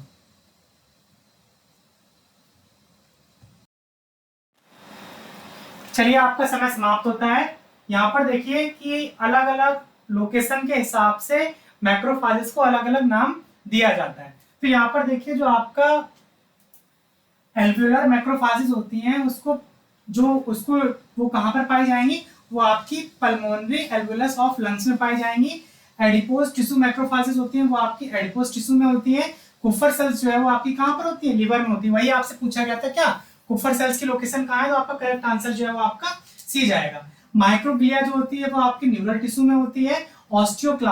ऑस्टियोक्लास्ट आपकी बोन में होती है और साइनोसाइडल लाइनिंग सेल्स जो है वो आपकी स्प्लीन में होती है। हिस्टोसाइटिक होती है आपकी कनेक्टिव टिश्यू में। जियांट सेल्स होती है आपकी कनेक्टिव टिश्यू में। पेरिटोनियल मैक्रोफाजेस जो है वो आपकी पेरिटोनियल यानी कि जो एब्डोमेन वाली जो कैविटी होती है उसमें आपकी पाई जाती है। मैक्रोफाजेस जो है वो सिरोसा और लिम्फोइड ऑर्गन की जो सेल्स होती है उनको नॉर्मली मैक्रोफाजेस बोलती हैं। और हॉफ-बोरर सेल्स जो होते हैं ये आपकी प्लेसेंटा की जो सेल्स होती हैं मैक्रोफाजेस, उनको हॉफ-बोरर सेल्स के नाम से जाना जाता है। तो ये सारे सेल्स हैं और उनकी लोकेशन क्या है उसके हिसाब से अलग अलग मैक्रोफाजेस की लोकेशन के हिसाब से उनको अलग अलग नाम दिया गया है। तो ये आपको टेबल ध्यान में रखनी है। तो यहाँ पर हम नेक्स्ट क्वेश्चन की तरफ मूव करेंगे। नेक्स्ट क्वेश्चन में देखिए कहा है for spawning the migration of fresh water fish to sea water is called. कह रहा है कि स्पॉनिंग मतलब अंडे देने के लिए या बच्चे देने के लिए जो फिशेज होती है वो फ्रेश वाटर से सी और सी से फ्रेश वाटर की तरफ मूव करती रहती हैं, उसको क्या नाम दिया जा रहा है। यहाँ पर आपसे बोल रहा है कि माइग्रेशन हो रहा है फ्रेश वाटर से काम की तरफ हो रहा है, सी की तरफ हो रहा है, तो कह रहा है उसको क्या नाम दिया जाएगा। तो यहाँ पर देखिए जो आपका करेक्ट आंसर जो है, तो कई सारे टर्म है। सबसे पहले आप देखिए डायाड्रामस क्या होता है। डाया मतलब होता है दो, यानी कि फ्रेश वाटर से सी और सी से फ्रेश वाटर। तो इसमें आपका आ जाता है एनाड्रोमस। एनाड्रोमस मतलब हो गया migration from the ocean to fresh water, यानी कि समुद्र से कहाँ जा रही है, फ्रेश वाटर में जा रही है अपने स्पॉनिंग के लिए। तो इसमें आपका हो जाएगा एग्जांपल जो है वो साल्मोन फिशेस जो होती है वो आपकी सी से जाती है कहां पर, फ्रेश वाटर में जाती है। तो ये आपका हो जाएगा एनाड्रोमस, ठीक है।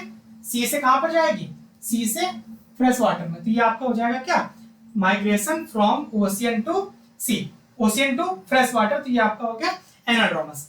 कैटाड्रोमस में क्या होता है कि फिश जो है वो माइग्रेट करती है फ्रेश वाटर से ओशियन में। आपसे क्या पूछा गया था, फ्रेश वाटर से पूछा गया था सी की तरफ जा रही है, तो फ्रेश वाटर से सी की तरफ जाएगी तो उसे हम लोग नाम देते हैं क्या, कैटाड्रोमस नाम देंगे। तो यहाँ पर आप ऑप्शन में देखिए आपका जा रहा है सी स्टेटमेंट जो है वो आपका यहाँ पर करेक्ट जाना चाहिए। पोटेमोड्रामस मतलब हो गया migration with in fresh water habitat, अगर फ्रेश वाटर में ही एक जगह से दूसरी जगह की तरफ मूव कर रही है तो उसे हम लोग पोटेमोड्रामस कहते हैं। और ओसिनोड्रामस कहते हैं कि जब समुद्र में ही एक जगह से दूसरी जगह मूव करती है तो उसे हम लोग नाम देते हैं क्या, ओसिनोड्रामस। तो आपका जो करेक्ट आंसर है आप एक बार फिर से रिवाइज करिए, अगर सी से जा रहा है कहां पर, फ्रेश वाटर में, तो आपका है एनाड्रोमस। और अगर फ्रेश वाटर से अगर सी में जा रहा है तो ये आपका हो जाएगा क्या, कैटाड्रोमस। तो फ्रेश वाटर से सी पूछा गया था तो आपका कैटाड्रोमस माइग्रेशन यानी कि जो आपका सी स्टेटमेंट जो है वो आपका यहाँ पर करेक्ट जाएगा। एनाड्रोमस का एग्जांपल है साल्मोन और कैटाड्रोमस का एग्जांपल है आपका जो ईल्स होती हैं वो। यहाँ पर आप देख रहे हैं ये आपकी ईल्स जो है वो इस इमेज में आपको यहाँ पर देखने को मिलेगी। तो नेक्स्ट क्वेश्चन की तरफ आप मूव करेंगे। नेक्स्ट क्वेश्चन में देखिए क्या कहा है, Cushing syndrome is caused due to, कह रहा है कि जो कुशिंग सिंड्रोम है वो किस वजह से होता है। ऑप्शन है आपका deficiency in the secretion of adrenal cortex, excessive secretion of adrenal cortex, excessive secretion of thyroid, excessive secretion of thymus gland. तो यहाँ पर आपका करेक्ट आंसर आपसे पूछा गया है। तो कुशिंग सिंड्रोम के बारे में जरा आप देख लीजिए।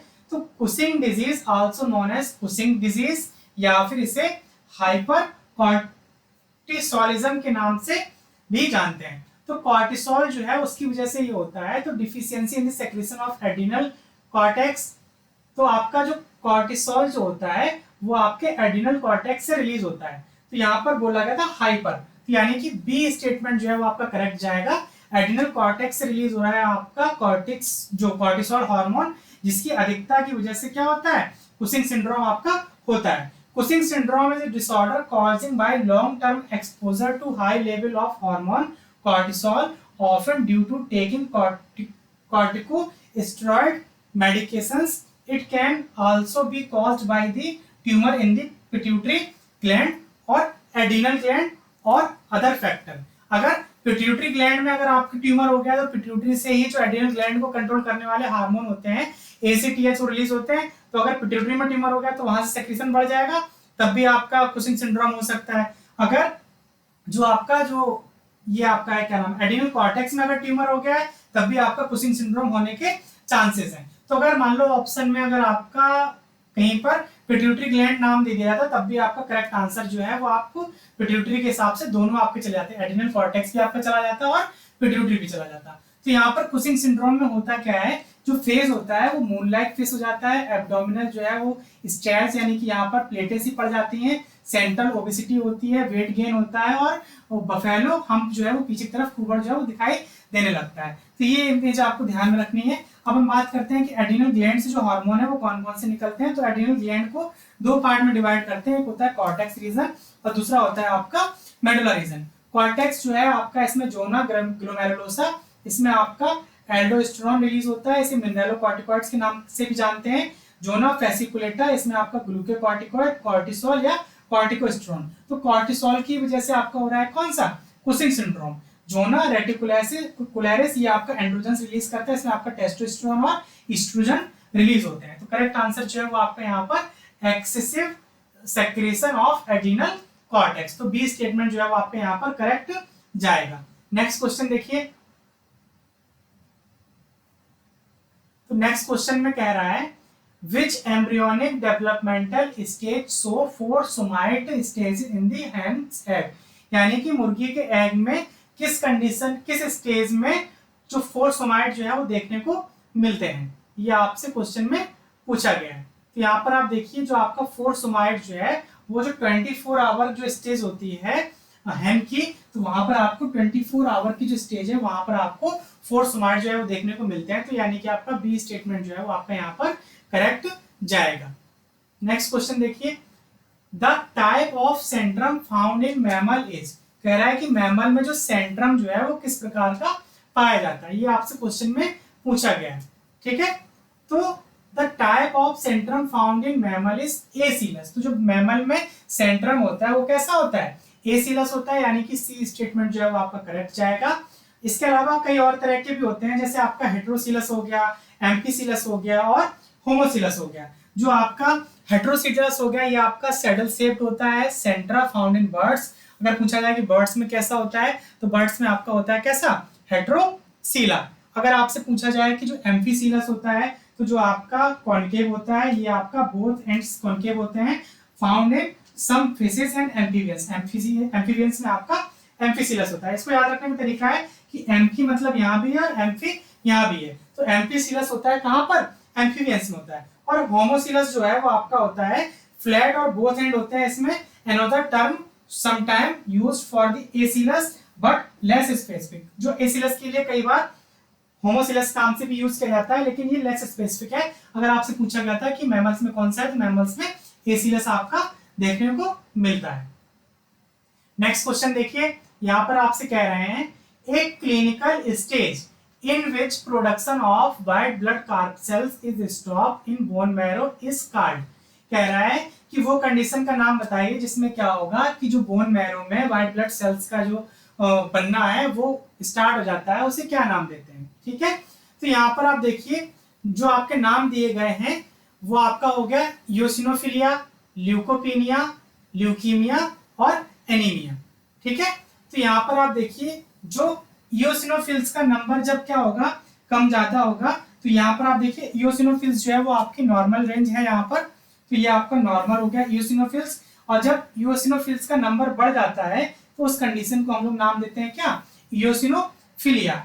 और आपसे पूछा गया था, क्या क्वेश्चन में पूछा गया है कि बोन मैरो में व्हाइट ब्लड सेल्स का जो नंबर है वो क्या हो गया है, स्टॉप हो गया है, तो कमी हो जाएगी, तो उसको हम लोग नाम देते हैं क्या, ल्यूकीमिया आपका ब्लड कैंसर हो गया। एनीमिया में आपका इरिथ्रोसाइट्स का नंबर बढ़ जाता है, तो इसका जो करेक्ट आंसर जो है वो आपका ल्यूकोपीनिया जो है वो यहाँ पर करेक्ट आंसर जाएगा।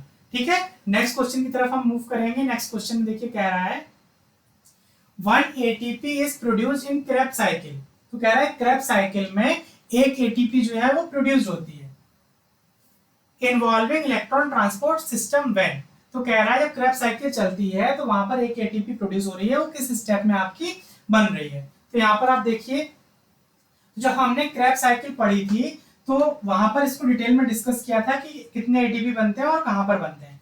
ठीक है, तो टीसीए साइकिल का ही दूसरा नाम है क्या, क्रेब साइकिल। तो TCA is an oxidative metabolic pathway, जिसमें क्या होता है कि एसिटाइल कोएंजाइम ए को कन्वर्ट कर दिया जाता है CO2 में with the generation of NADPH, FADH2 and GTP। यहाँ पर आपका FADH2 बनता है, ठीक है, और NADPH बनता है और GTP बनता है। तो यहाँ पर देखिए जो आपका सक्सिनाइल कोएंजाइम ए से जब सक्सिनिक एसिड जब बनता है, तो यहाँ से देखिए ये आपका स्टेप है, यहाँ पर आपका सॉरी, तो यहाँ पर आपका इस स्टेप में देखिए GTP बनता है या फिर ATP बनती है। तो ये कंडीशन है कि कब GTP बनेगा कब ATP बनेगा, तो आप इस डिटेल लेक्चर देखिए तो आपको वहां पर ये सारे डाउट क्लियर हो जाएंगे। तो यहाँ पर सक्सिनाइल कोएंजाइम ए से जब स्टेप है, तो सक्सिनाइल कोएंजाइम से जब सक्सिनेट बनता है तो वहां पर आपका बनेगा क्या, ATP बनेगी। तो इसका जो करेक्ट आंसर जो है वो आपका जाएगा क्या, ए स्टेटमेंट जो है वो आपका करेक्ट जाना चाहिए। ठीक है, तो नेक्स्ट क्वेश्चन की तरफ हम मूव करेंगे। तो इस क्वेश्चन में देखिए क्या कह रहा है, इस क्वेश्चन में कहा है one of the following present in urine is actually absent in the glomerulus filtrate but it later secreted in the tubular part later on. कह रहा है कि जो फिल्ट्रेट होता है उसमें नहीं होता, लेकिन बाद में उसको ऐड किया जाता है, तो उससे आपसे नाम पूछा गया है। यहाँ पर है आपका hydrogen ion, glucose, urea, sodium ions. तो आप करेक्ट आंसर दीजिए, आपको 2 सेकंड का समय देता हूं, उसके बाद में मैं आंसर बताऊंगा।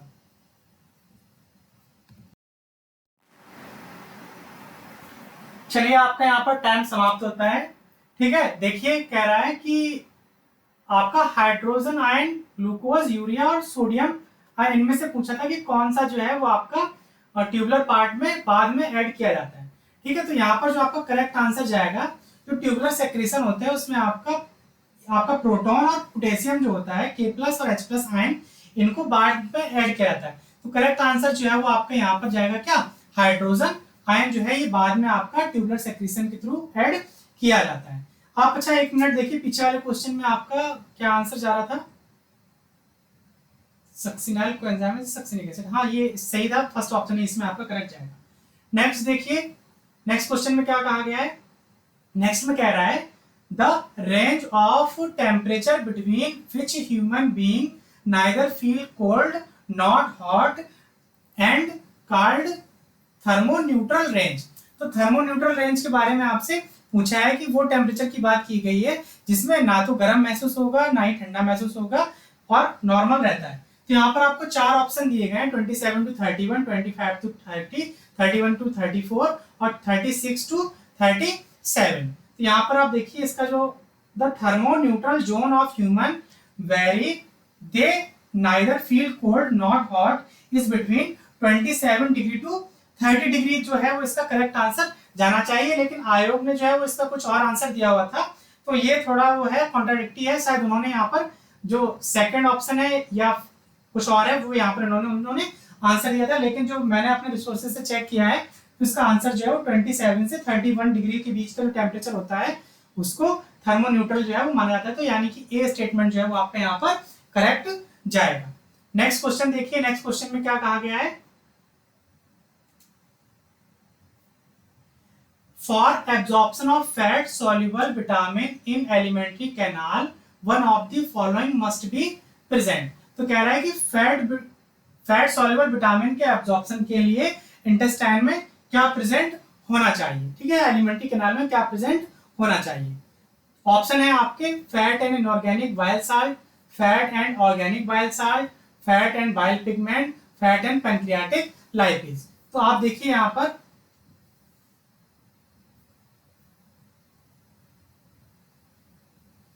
For the absorption of fat soluble vitamin in the alimentary canal, fat and organic salt जो होते हैं ये आपके प्रेजेंट होने चाहिए, जिससे फैट सॉल्युबल विटामिन को क्या कर सके, आसानी से एब्जॉर्ब किया जा सके।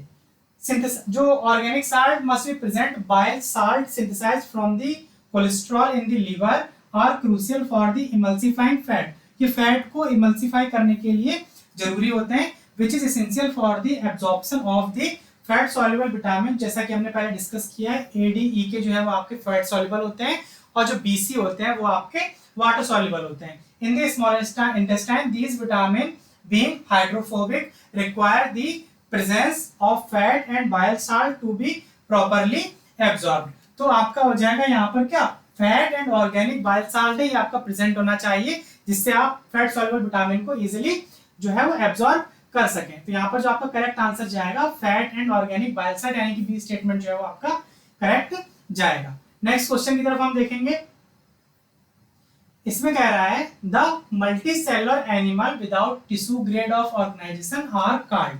कह रहा है कि मल्टी सेलुलर ऑर्गेनिज्म है लेकिन टिश्यू ग्रेड ऑर्गेनाइजेशन नहीं पाया जा रहा है, तो उन्हें क्या नाम दिया जाएगा। डिप्टेरोस्टोम कहेंगे, पैराजोआ कहेंगे, प्रोटोजोआ कहेंगे और ह्यूमेटाजोआ कहेंगे। तो आपको करेक्ट आंसर बताना है कि टिश्यू ग्रेड ऑर्गेनाइजेशन नहीं है, लेकिन कैसे है, विदाउट टिश्यू ग्रेड ऑर्गेनाइजेशन, लेकिन कैसे है, मल्टी सेलुलर है। ठीक है, तो यहाँ पर आप देखिए द 3 ग्रेड ऑफ मेटाजोन्स एनिमल, तो इसमें आपका आ जाता है एनिमेलिया किंगडम है। ग्रेड आपका सबसे पहले आपका हो जाएगा क्या, पैराजोआ हो जाएगा। पैराजोआ में आपके प्लेकोजोआ और पोलिफेरा आते हैं, फिर आपका मीजोजोआ आता है, इसमें आपका मीजोजोआ आ जाएंगे। ह्यूमेटाजोआ में ऑल अदर एनिमल फाइल, और जो बाकी के जो बचे एनिमल जो होते हैं वो आपके आते हैं किसमें, ह्यूमेटाजोआ में आते हैं। आपसे पूछ रहा था कि मल्टी सेलुलर एनिमल्स हैं विदाउट टिश्यू ग्रेड ऑर्गेनाइजेशन, तो ये आपका आ जाएगा क्या, पैराजोआ आ जाएगा। ठीक है, इसमें आपके जो पोलिफेरा होते हैं वो आपके आते हैं, ये आपका पैराजोआ जो है उसका करेक्ट आंसर जाएगा। नेक्स्ट क्वेश्चन देखिए, नेक्स्ट क्वेश्चन में क्या कहा है, which of the following hormone stimulated Leydig cell, या फिर लीडिंग सेल का दूसरा नाम जो है वो इंटरस्टिशियल सेल भी होता है, ठीक है। To secrete testosterone hormone, which of the following hormone stimulate, कह रहा है कि नीचे जो हार्मोन दिए गए इनमें से कौन जो है वो इंटरस्टिशियल सेल को स्टिमुलेट करता है कि आप टेस्टोस्टेरोन हार्मोन जो है वो सेक्रेट करें। तो यहाँ पर आप देखिए, ये इमेज आप देख पा रहे हैं, तो जो आपका लीडिंग सेल्स होती हैं उन पर आपका वर्क करता है LH, और LH लीडिंग सेल को स्टिमुलेट करता है कि वो क्या करें, टेस्टोस्टेरोन को रिलीज करें। तो इसका करेक्ट आंसर जो है वो आपका बी जाएगा। देखिए हाइपोथैलेमस से आपका रिलीज होता है GnRH यानी कि गोनाडोट्रोपिन रिलीजिंग हार्मोन, ये आपका वर्क करता है एंटीरियर पिट्यूटरी पर, और वहां से आपके लुटिनाइजिंग हार्मोन यानी कि LH और FSH रिलीज होते हैं। FSH वर्क करता है सर्टोली सेल्स पर और रिलीज करता है इनिबिन, इनिबिन जाता है और एड्रिनल पिट्यूटरी, एंटीरियर पिट्यूटरी को सप्रेस करने का काम करता है। वहीं जो आपका लीडिंग सेल्स पर वर्क करता है, एंटीरियर पिट्यूटरी से LH रिलीज हो रहा है, कि लीडिंग सेल पर वर्क करेगा, टेस्टोस्टेरोन रिलीज होगा, ये इसका नेगेटिव फीडबैक होता है एंटीरियर पिट्यूटरी पर और हाइपोथैलेमस पर। जो आपका ये टेस्टोस्टेरोन जो होता है ये पैराक्राइन हार्मोन भी होता है, ये सर्टोली सेल्स पर भी वर्क करने का काम करता है, और ये सर्टोली सेल जो है वो इनिबिन हार्मोन रिलीज करती हैं। इसी तरह से कुछ यहाँ पर भी हाइपोथेटिकल डायग्राम दिया हुआ है। तो जो टेस्टोस्टेरोन जो है वो वर्क कर रहा है कहाँ पर, सर्टोली सेल्स पर, और ये पैराक्राइन सिग्नलिंग भी है, LH लीडिंग सेल से टेस्टोस्टेरोन को रिलीज कराने का काम कर रहा है। तो करेक्ट आंसर जो है वो आपका जाएगा क्या, LH, यहाँ पर करेक्ट आंसर जो है वो आपका जाएगा। नेक्स्ट क्वेश्चन की तरफ हम मूव करेंगे। इसमें कहा गया है the hemogene pigment found in hemocyanin pigment जो है वो आपसे पूछ रहा है कि कहां पर पाया जाता है। तो हीमोसाइनिन जो पिगमेंट है, तो हम लोग ब्लड पिगमेंट की कुछ बात करेंगे। जैसे हमारे अंदर हीमोग्लोबिन होता है ना, वैसे अलग अलग एनिमल किंगडम में अलग अलग पिगमेंट्स पाए जाते हैं। तो सबसे पहले हम बात करते हैं रेड वाले की। तो रेड हमारे अंदर होता है, इसे हीमोग्लोबिन नाम देते हैं। तो human and the majority of the other vertebrate में आपका हीमोग्लोबिन पाया जाता है। ब्लू जो होता है ये आपका रिस्पॉन्सिबल होता है हीमोसाइनिन ब्लू कलर के लिए, ये आपका spider, crustacean, some mollusc, octopus and squid में ये आपका ब्लू कलर का हीमोसाइनिन पाया जाता है। क्लोरोक्विलिन जो है वो आपका ग्रीन कलर का होता है, ये आपका लीचेस एंड सब मैरीन वर्म में पाया जाता है। वहीं आपका जो है वो हीमोइरिथ्रिन है, ये वायलेट कलर का होता है, ये आपका marine worm including peanut worm, penis worm and brachiopods में आपका हीमोइरिथ्रिन देखने को मिलता है। आपसे पूछा गया था क्या, हीमोसाइनिन। तो हीमोसाइनिन जो है वो आपका यहाँ पर देखिए Mollusca, octopus, squid, crustaceans, spider, यानी कि आपका सी स्टेटमेंट जो है वो आपका यहाँ पर करेक्ट जाने वाला है। नेक्स्ट क्वेश्चन की तरफ हम मूव करेंगे। नेक्स्ट क्वेश्चन में देखिए कह रहे हैं the protein which play important role in ageing is, कह रहा है कि एजिंग में जो प्रोटीन रोल, इंपॉर्टेंट प्रोटीन जो रोल प्ले करती है उसका नाम क्या है। तो यहाँ पर आप देखिए जो एजिंग में इंपॉर्टेंट प्रोटीन रोल प्ले करती है उसका नाम है क्या, कोलेजन। कोलेजन जो है is most abundant protein in the human body and is the main structure protein found in the skin and other connective tissue. As people ages the production of collagen जो है वो slow down. जैसे जैसे हमारी क्या करती है as बढ़ती है, वैसे वैसे कोलेजन का जो प्रोडक्शन है वो डिक्रीज होता जाता है। अभी आप अपनी स्किन को पकड़ के, अगर यंग एजेस में है तो आप स्किन पकड़िए, ऐसे खींचिए तो देखिए ज्यादा नहीं खींचेगी, क्योंकि इसमें कोलेजन का अमाउंट जो है वो अभी अच्छा खासा प्रेजेंट है। जैसे जैसे मैं बुढ़ापे की तरफ जाऊंगा, हो सकता है फ्यूचर में कभी बुढ़ापे में आपके लिए अगर मैं लेक्चर लूं तो वहां पर मैं सेम कॉन्सेप्ट आपको बताऊंगा। तो स्किन को जब मैं खींचूंगा ना, तो देखना ये पूरी स्किन जो है वो ऐसे पूरी उड़ जाएगी। तो बुढ़ापे में मेरी बॉडी में कोलेजन का अमाउंट जो है वो क्या होगा, कम हो जाएगा, तो स्किन जो है वो लूज हो जाएगी। तो यहाँ पर आपसे पूछा था इंपॉर्टेंट रोल प्ले करेगा कौन, कोलेजन। जब बुढ़ापा आएगा तो झुर्रियां आ जाएंगी, कोलेजन का प्रोडक्शन जो है वो क्या हो जाएगा, लो हो जाएगा। अभी जवानी है तो कोलेजन का प्रोडक्शन क्या है, ज्यादा है। बुढ़ापे में पसंद नहीं आएंगे लोग, क्योंकि वहां पर कोलेजन जो है वो बनना कम हो जाएगा। ठीक है, तो ये आपका करेक्ट आंसर जो है वो आपका जाएगा क्या, डी जाएगा। ठीक है, नेक्स्ट क्वेश्चन की तरफ हम मूव करेंगे। तो उस क्वेश्चन में देखिए कह रहा है the prime cause of erythroblastosis fetalis in developing fetus is. तो कह रहा है कि एरिथ्रोब्लास्टोसिस फेटालिस जो है डेवलपिंग फीटस में उसका मेन कॉज जो है वो क्या है। ठीक है, तो यहां पर थोड़ा कॉन्ट्राडिक्शन है, क्योंकि आयोग ने जो इसका आंसर जो है वो एग्लूटिनेशन दिया है। ठीक है, लेकिन जब आप थ्योरी में देखते हैं तो वहां पर आपका हीमोलिसिस भी मिल रहा है कई जगह पर आपको। इसका हम थोड़ा सा सोचने का डिफरेंस है, वो हम अभी डिस्कस करेंगे। तो सबसे पहले ये समझिए कि एरिथ्रोब्लास्टोसिस फेटालिस होता क्यों है। तो देखिए अगर क्या है कि जो पुरुष है वो आपका है RH पॉजिटिव और जो महिला है वो आपकी कैसी है, RH निगेटिव। तो इस कंडीशन में क्या होगा कि जब फीमेल जो है वो प्रेग्नेंट होगी, तो जब पहली चाइल्ड बर्थ होगी तो चाइल्ड बर्थ के दौरान क्या होता है कि ब्लड मिक्सिंग होती है, ठीक है। फीटस के प्लेसेंटा से ब्लड जो है वो मदर में मिक्स होता है और मदर की बॉडी में RH के अगेंस्ट में एंटीबॉडी प्रोड्यूस हो जाती है। इरिथ्रोब्लास्टोसिस फिटालिस को हम डिटेल लेक्चर में डिस्कस करेंगे, अभी आपको ब्रीफ में समझा देता हूँ।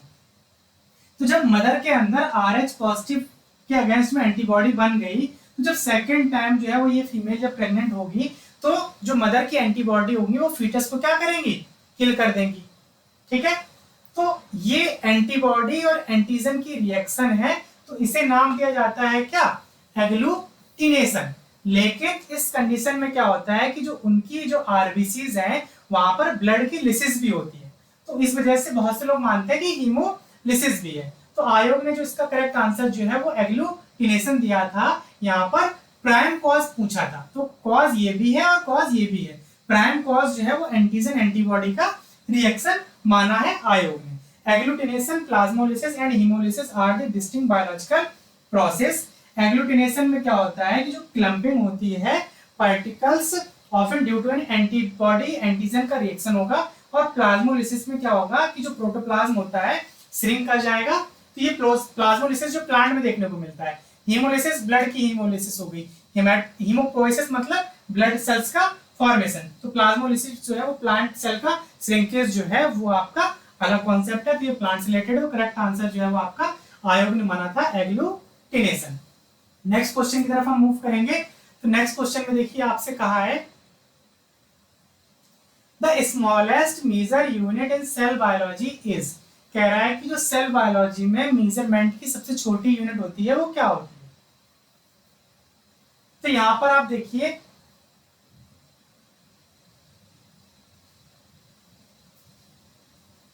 मल्टीप्लिकेशन फैक्टर दिया हुआ है, तो सबसे पहले आपका सिंबल मीटर में है, मीटर से आप सेंटीमीटर, मिलीमीटर, माइक्रोमीटर, नैनोमीटर और पिकोमीटर। उसके अलावा आप नैनोमीटर के बाद में आपका आता है, नैनोमीटर मतलब होगा 10⁻⁹ और एक एंगस्ट्रॉम में होता है 10⁻⁻10। तो यहाँ पर सबसे छोटी यूनिट जो है वो आपकी होगी क्या, एंगस्ट्रॉम होगी। तो डी आंसर जो है वो आपका यहाँ पर करेक्ट जाएगा। नेक्स्ट क्वेश्चन की तरफ हम मूव करेंगे। तो नेक्स्ट क्वेश्चन में देखिए आपसे कहा है the cell organelles can be separated physically from each other by the following method। Cell organelles एक दूसरे से सेपरेट किए जा रहे हैं किस मेथड द्वारा, तो microscopy, centrifugation technique, chromatography, radio active traces. तो माइक्रोस्कोपी में हम जनरली इमेज लेने का काम करते हैं, सेंट्रीफ्यूगेशन टेक्निक जो है ये आपका करेक्ट आंसर जाना चाहिए। जो अल्ट्रा सेंट्रीफ्यूज टेक्निक होती है उसके द्वारा हम लोग न्यूक्लियस का सेपरेशन, सेल ऑर्गेनेल का सेपरेशन, ये सारा हम लोग सेपरेशन कर सकते हैं। तो यहाँ पर जो आपका करेक्ट आंसर जो है वो आपका जाएगा क्या, ये तो अपने आप आ गया, इसका करेक्ट आंसर जो है वो जाएगा क्या आपका सेंट्रीफ्यूगेशन टेक्निक, यहाँ पर करेक्ट आंसर जो है वो जाएगा। यहाँ पर देखिए जो आपका ये अल्ट्रा सेंट्रीफ्यूज का स्ट्रक्चर है, बैकमैन काउंटर जो है वो कंपनी है जो अल्ट्रा सेंट्रीफ्यूज बनाने का भी काम करती है। तो cell fractionation by the centrifugation, तो सेल ऑर्गेनेल को सेंट्रीफ्यूगेशन द्वारा हम लोग क्या कर सकते हैं, अलग अलग सेपरेट कर सकते हैं। नेक्स्ट क्वेश्चन की तरफ मूव करेंगे। Development of egg without fertilization is called, कह रहा है कि एग का डेवलपमेंट हो गया है बिना फर्टिलाइजेशन के ही, तो उस कंडीशन को क्या नाम दिया जाएगा। तो यहाँ पर देखिए एक ऑप्शन में है आपका एम्ब्रियोनिक इंडक्शन, एसेक्सुअल रिप्रोडक्शन, टेराटोजेनेसिस और पार्थिनोजेनेसिस। तो दो टर्म होते हैं, एक आपका पार्थिनोजेनेसिस होता है और एक आपका होता है क्या, पार्थिनोकार्पी होता है। तो कार्पी मतलब हो गया कार्पल से और कार्पल मतलब हो गया प्लांट। तो जब कभी प्लांट में बिना फर्टिलाइजेशन के सीड का डेवलपमेंट होता है तो उसे पार्थिनोकार्पी कहते हैं, और अगर यही एनिमल में होता है तो इसे नाम दिया जाता है क्या, पार्थिनोजेनेसिस नाम दिया जाता है। तो यहाँ पर आप देख लीजिए तो करेक्ट आंसर जो है वो आपका फोर्थ जाने वाला है। थ्योरी में आप देखिए तो एम्ब्रियोनिक इंडक्शन का मतलब क्या हुआ, is a developmental process where one group of cell signal another group, यानी कि एक सेल जो सेल का ग्रुप है वो दूसरे सेल के ग्रुप को सिग्नल देगा, तो उसे हम लोग नाम देते हैं क्या, एम्ब्रियोनिक इंडक्शन। ये जरूरी होता है डिफरेंशिएशन के लिए and shaping the embryo structure. Teratogenesis का मतलब क्या होता है कि जब फीटस डेवलपमेंटल स्टेज में होता है तो उसमें abnormalities आ जाती है, मान लो हाथ टेढ़ा हो गया, एक उंगली कम हो गई, तो ये सारे आपके टेराटोजेनेसिस के अंदर आते हैं, ठीक है। तो teratogenesis is a process that cause birth defect और malformation in a embryo or fetus. Teratology is the study of the causes and underlying mechanism leading to birth defect or malformation. तो ये आपका जो करेक्ट आंसर जो है वो आपका यहाँ पर चला जाएगा, क्या डी आपका यहाँ पर करेक्ट आंसर जाने वाला है। नेक्स्ट क्वेश्चन की तरफ मूव करेंगे। तो नेक्स्ट क्वेश्चन में देखिए कह रहा है Which animal from the following belonging to the phylum Arthropoda? कह रहा है कि इनमें से जो एनिमल दिए हुए हैं कौन सा एनिमल जो है वो आर्थ्रोपोडा से बिलोंग करता है। ऑप्शन में है आपका devil fish, cuttle fish, jelly fish, silver fish. तो यहाँ पर आप देखिए जो आपका डेविल फिश है ये कॉमन नाम होता है, और जो आपका कॉमन नाम होता है ऑक्टोपस का, और ऑक्टोपस आपका बिलोंग करता है मोलस्का से, ठीक है। And Manta rays octopuses are known as devilfish due to their appearance, while manta rays are also called devilfish or giant devilfish. तो devilfish में आपके दो आते हैं, एक आप octopus को भी devilfish बोलते हैं, और यहाँ पर जो आप फिश देख पा रहे हैं इस फिश को भी devilfish के नाम से जाना जाता है, ठीक है। तो ये आपका हो गया क्या manta rays। ऑरेलिया जो है ये आपका जेलीफिश का कॉमन नाम होता है, ठीक है। तो ये आपका सॉसर सेल यहाँ पर आप देख रहे हैं, तो ये आपका जेलीफिश हो गया। जो आपका बिलोंग करता है सिल्वर फिश जो है ये आपका आर्थ्रोपोड है, यहाँ पर आप देख पा रहे हैं। तो इसको लेपिस्मा सेक्रेना के नाम से भी जाना जाता है, ये आपका सिल्वर फिश है, तो ये आपका आर्थ्रोपोडा से बिलोंग करता है। तो डी स्टेटमेंट जो है वो आपका यहाँ पर करेक्ट जाएगा। नेक्स्ट आप देखिए क्वेश्चन में क्या कह रहा है, in which era most dinosaurs become extinct. कह रहा है कि किस एरा में मैक्सिमम डायनासोर जो है वो क्या हो गए थे, एक्सटिंक्ट हो गए थे। तो जुरासिक है, ट्रायसिक है, सीनोजोइक है और क्रिटेशियस है। तो आपसे यहाँ पर पूछा गया है कि करेक्ट आंसर जो है वो आपका क्या जाएगा। तो यहाँ पर आप देखिए ये यहाँ पर इमेज है, तो most dinosaur become extinct in the crustaceans era. तो मोस्ट डायनासोर का एक्सटिंक्शन कहां पर हो गया था, क्रस्टेशियन एरा में हो गया था। अगर आपसे पूछा जाए कि डायनासोर मोस्ट पॉपुलेशन कहां थी, तो आपने मूवी देखी होगी जुरासिक वर्ल्ड। तो जुरासिक पीरियड में इनका नंबर जो है वो प्रीडोमिनेंट था, सबसे ज्यादा डायनासोर ही थे जुरासिक वर्ल्ड में। This event is known as crustacean paleogenic extinction, या फिर इसको क्रस्टेशियन पैलियोजेनिक एक्सटिंक्शन, या फिर इसको केपीजी एक्सटिंक्शन के नाम से भी जाना जाता है। यहाँ पर आप देखिए आपका मेसोजोइक एरा है, तो आपका ट्रायसिक, जुरासिक, क्रस्टेशियस, उसके बाद आपका सीनोजोइक स्टार्ट हो जाएगा। तो यहाँ पर जो ये दोनों की बाउंड्री है, यहाँ पर डायनासोर्स का क्या हुआ था, एक्सटिंक्शन हुआ था। और अगर हम लोग की बात की जाएगी तो हम लोग यहाँ पर सीनोजोइक वाले में यहाँ पर हम लोग रह रहे हैं, ठीक है। तो ये आपका करेक्ट आंसर जो है आपका इसका जाएगा क्या, क्रस्टेशियस, यानी कि जो डी है ये आपका करेक्ट आंसर जाएगा। नेक्स्ट क्वेश्चन की तरफ हम मूव करेंगे। इसमें कहा है person with Klinefelter syndrome possess chromosomes. तो कह रहा है कि वो पर्सन जिसमें क्लाइनेफिल्टर सिंड्रोम है उसमें क्या देखने को मिलेगा क्रोमोसोम के बारे में। तो कह रहा है कि XX मिलेगा, XY मिलेगा, XXY या XYY मिलेगा देखने को। तो यहाँ पर देखिए जो क्लाइनेफिल्टर सिंड्रोम होता है नॉर्मल कंडीशन में क्या होता है कि XY होता है, लेकिन जो क्लाइनेफिल्टर सिंड्रोम होता है उसमें एक X क्रोमोसोम जो है वो एक्स्ट्रा आ जाता है। ये नॉन डिस्टिंक्शन की वजह से होता है मियोसिस में। क्लाइनेफिल्टर सिंड्रोम में क्या देखने को मिलेगा, टेस्टिकुलर एट्रोफी देखने को मिलती है, लॉन्गर लेग देखने को मिलेंगे, यहाँ पर ब्रॉडर हिप, जो जैसे फीमेल्स में हिप रीजन का साइज ज्यादा होता है ना, उसी तरह से यहाँ पर मेल जो होंगे उनमें हिप रीजन का साइज ज्यादा देखने को मिलेगा। गायनेकोमस्टिया देखने को मिलेगा, यानी कि जो मेल है उसमें ब्रेस्ट का साइज जो है वो ज्यादा देखने को मिलेगा। और बॉडी में जो हेयर है वो कम देखने को मिलेंगे क्योंकि फीमेल्स का एक एक्स क्रोमोसोम यहाँ पर एक्स्ट्रा है। तो ये सारी कंडीशन जो है वो देखने को मिलेगी, यानी कि XXY जो है ये कंडीशन यहाँ पर देखने को मिलेगी क्लाइनेफिल्टर सिंड्रोम में। वहीं जो आपका XYY है इसे क्रिमिनल सिंड्रोम के नाम से भी जाना जाता है। तो इसका करेक्ट आंसर जो है वो आपका क्या जाएगा, सी जाएगा। नेक्स्ट क्वेश्चन देखिए, नेक्स्ट क्वेश्चन में क्या कहा है, right aortic arches is present in. कह रहा है कि जो राइट एरोटिक आर्चेस है वो कहां पर प्रेजेंट होती है, ये आपसे क्वेश्चन में पूछा गया है। ऑप्शन है आपका एम्फीबिया, रेप्टाइल, बर्ड और मैमल। तो यहाँ पर देखिए जो अलग अलग चीजें हैं, both left and right erotic arches found in the adult reptile। देखिए यहाँ पर आपसे केवल क्वेश्चन में पूछा गया था राइट एरोटिक आर्चेस के बारे में।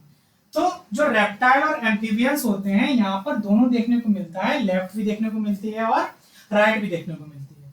हाउएवर जो मैमल्स होते हैं, मैमल्स में केवल आपको देखने को मिलती है क्या, ओनली लेफ्ट एरोटिक आर्चेस। जबकि जो आपके अडल्ट बर्ड्स होते हैं वहां पर आपका केवल मिलता है क्या, राइट एरोटिक आर्चेस। यानी कि देखो जो रेप्टाइल्स और एम्फीबियंस हैं वहां पर आपको दोनों देखने को मिलेगा। जो आपके मैमल्स हैं यानी कि हम लोग हो गए तो हमारे अंदर केवल लेफ्ट एरोटिक आर्चेस देखने को मिलेगी, और जो बर्ड्स हैं बर्ड्स में आपको देखने को मिलेगा क्या, राइट एरोटिक आर्चेस। तो हमसे पूछा गया था कि राइट एरोटिक आर्चेस जो है वो कहां पर मिलेगी, तो right arches found only in the adult birds. तो यानी कि आपका सी स्टेटमेंट जो है वो आपका यहाँ पर करेक्ट जाएगा। ये एरोटिक आर्चेस का यहाँ पर डेवलपमेंट यहाँ पे इस तरह से दिखाया गया है। तो करेक्ट आंसर जो है वो आपका सी यहाँ पर जाने वाला है। नेक्स्ट क्वेश्चन देखेंगे हम। कहा है क्वेश्चन में pheromone that bringing immediate effect on the recipient is called. कह रहा है कि फेरोमोन्स क्या होते हैं, कि सिग्नल्स होते हैं जो एक एनिमल्स अपनी कम्युनिटी के दूसरे लोगों को सिग्नल यानी कि उनको बताने के लिए रिलीज करता है, ठीक है, तो उसे फेरोमोन्स कह रहे हैं। तो कह रहा है कि immediate effect on the recipient जब कर रहा है तो उसे हम लोग क्या नाम दे रहे हैं, ठीक है। तो यहां पर आप देखिए ये the pheromones that bring immediate effect on the recipient is called रिलीजर effect. अगर इमीडिएट इफेक्ट कर रहा है तो हम लोग रिलीजर इफेक्ट कह रहे हैं। तो करेक्ट आंसर जो है वो हमारा जाएगा क्या, फर्स्ट स्टेटमेंट जाएगा। The primary effect of pheromone, वही दूसरा ऑप्शन में प्राइमरी इफेक्ट बोला गया है। The primary effect of pheromones is influences the behaviour of other members of the same species.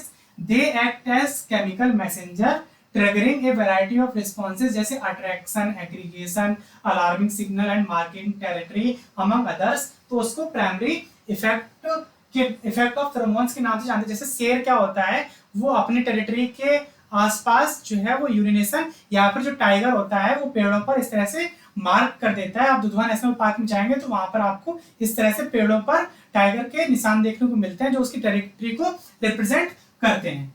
तो यहाँ पर आपका नेक्स्ट है आपका ली बूट इफेक्ट हो गया। तो the Lee Boot effect is the pheromone concerning the suppression और प्रोलॉन्ग और oestrus cycle of mature female when males are housed in group and isolated from the males।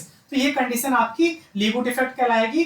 Bruce effect में discovered by the Hilda Bruce द्वारा 1959 में discover किया गया था। इसमें where a previously mated female will terminate or block the implantation of fertilized egg if exposed to an unfamiliar male after initial mating। तो इस condition में क्या होगा कि मान लो कोई एक फीमेल माइस है, उसको तुरंत फर्टिलाइजेशन किया था और वो प्रेग्नेंट थी, उसको दूसरे किसी अननोन मेल के साथ में रख दिया जाता है तो उसकी जो प्रेगनेंसी है वो टर्मिनेट हो जाती है। इसको नाम दिया जाता है क्या, ब्रूस इफेक्ट या फिर ली ब्रूस इफेक्ट के नाम से भी इसको ब्रूस हेलन ब्रूस इफेक्ट के नाम से भी जाना जाता है। तो इसका करेक्ट आंसर जो है वो आपका जाएगा क्या, रिलीज इफेक्ट। जब हम फेरोमोन डिस्कस करेंगे तो वहां पर हम लोग इन सारे जो आपके नाम आए हैं, ली बूट इफेक्ट हो गया और हेंस ब्रूस इफेक्ट हो गया, इन सबको हम लोग डिटेल में डिस्कस करेंगे विद इमेज और एग्जांपल्स के साथ में। नेक्स्ट क्वेश्चन देखिए हमारा क्या कह रहा है।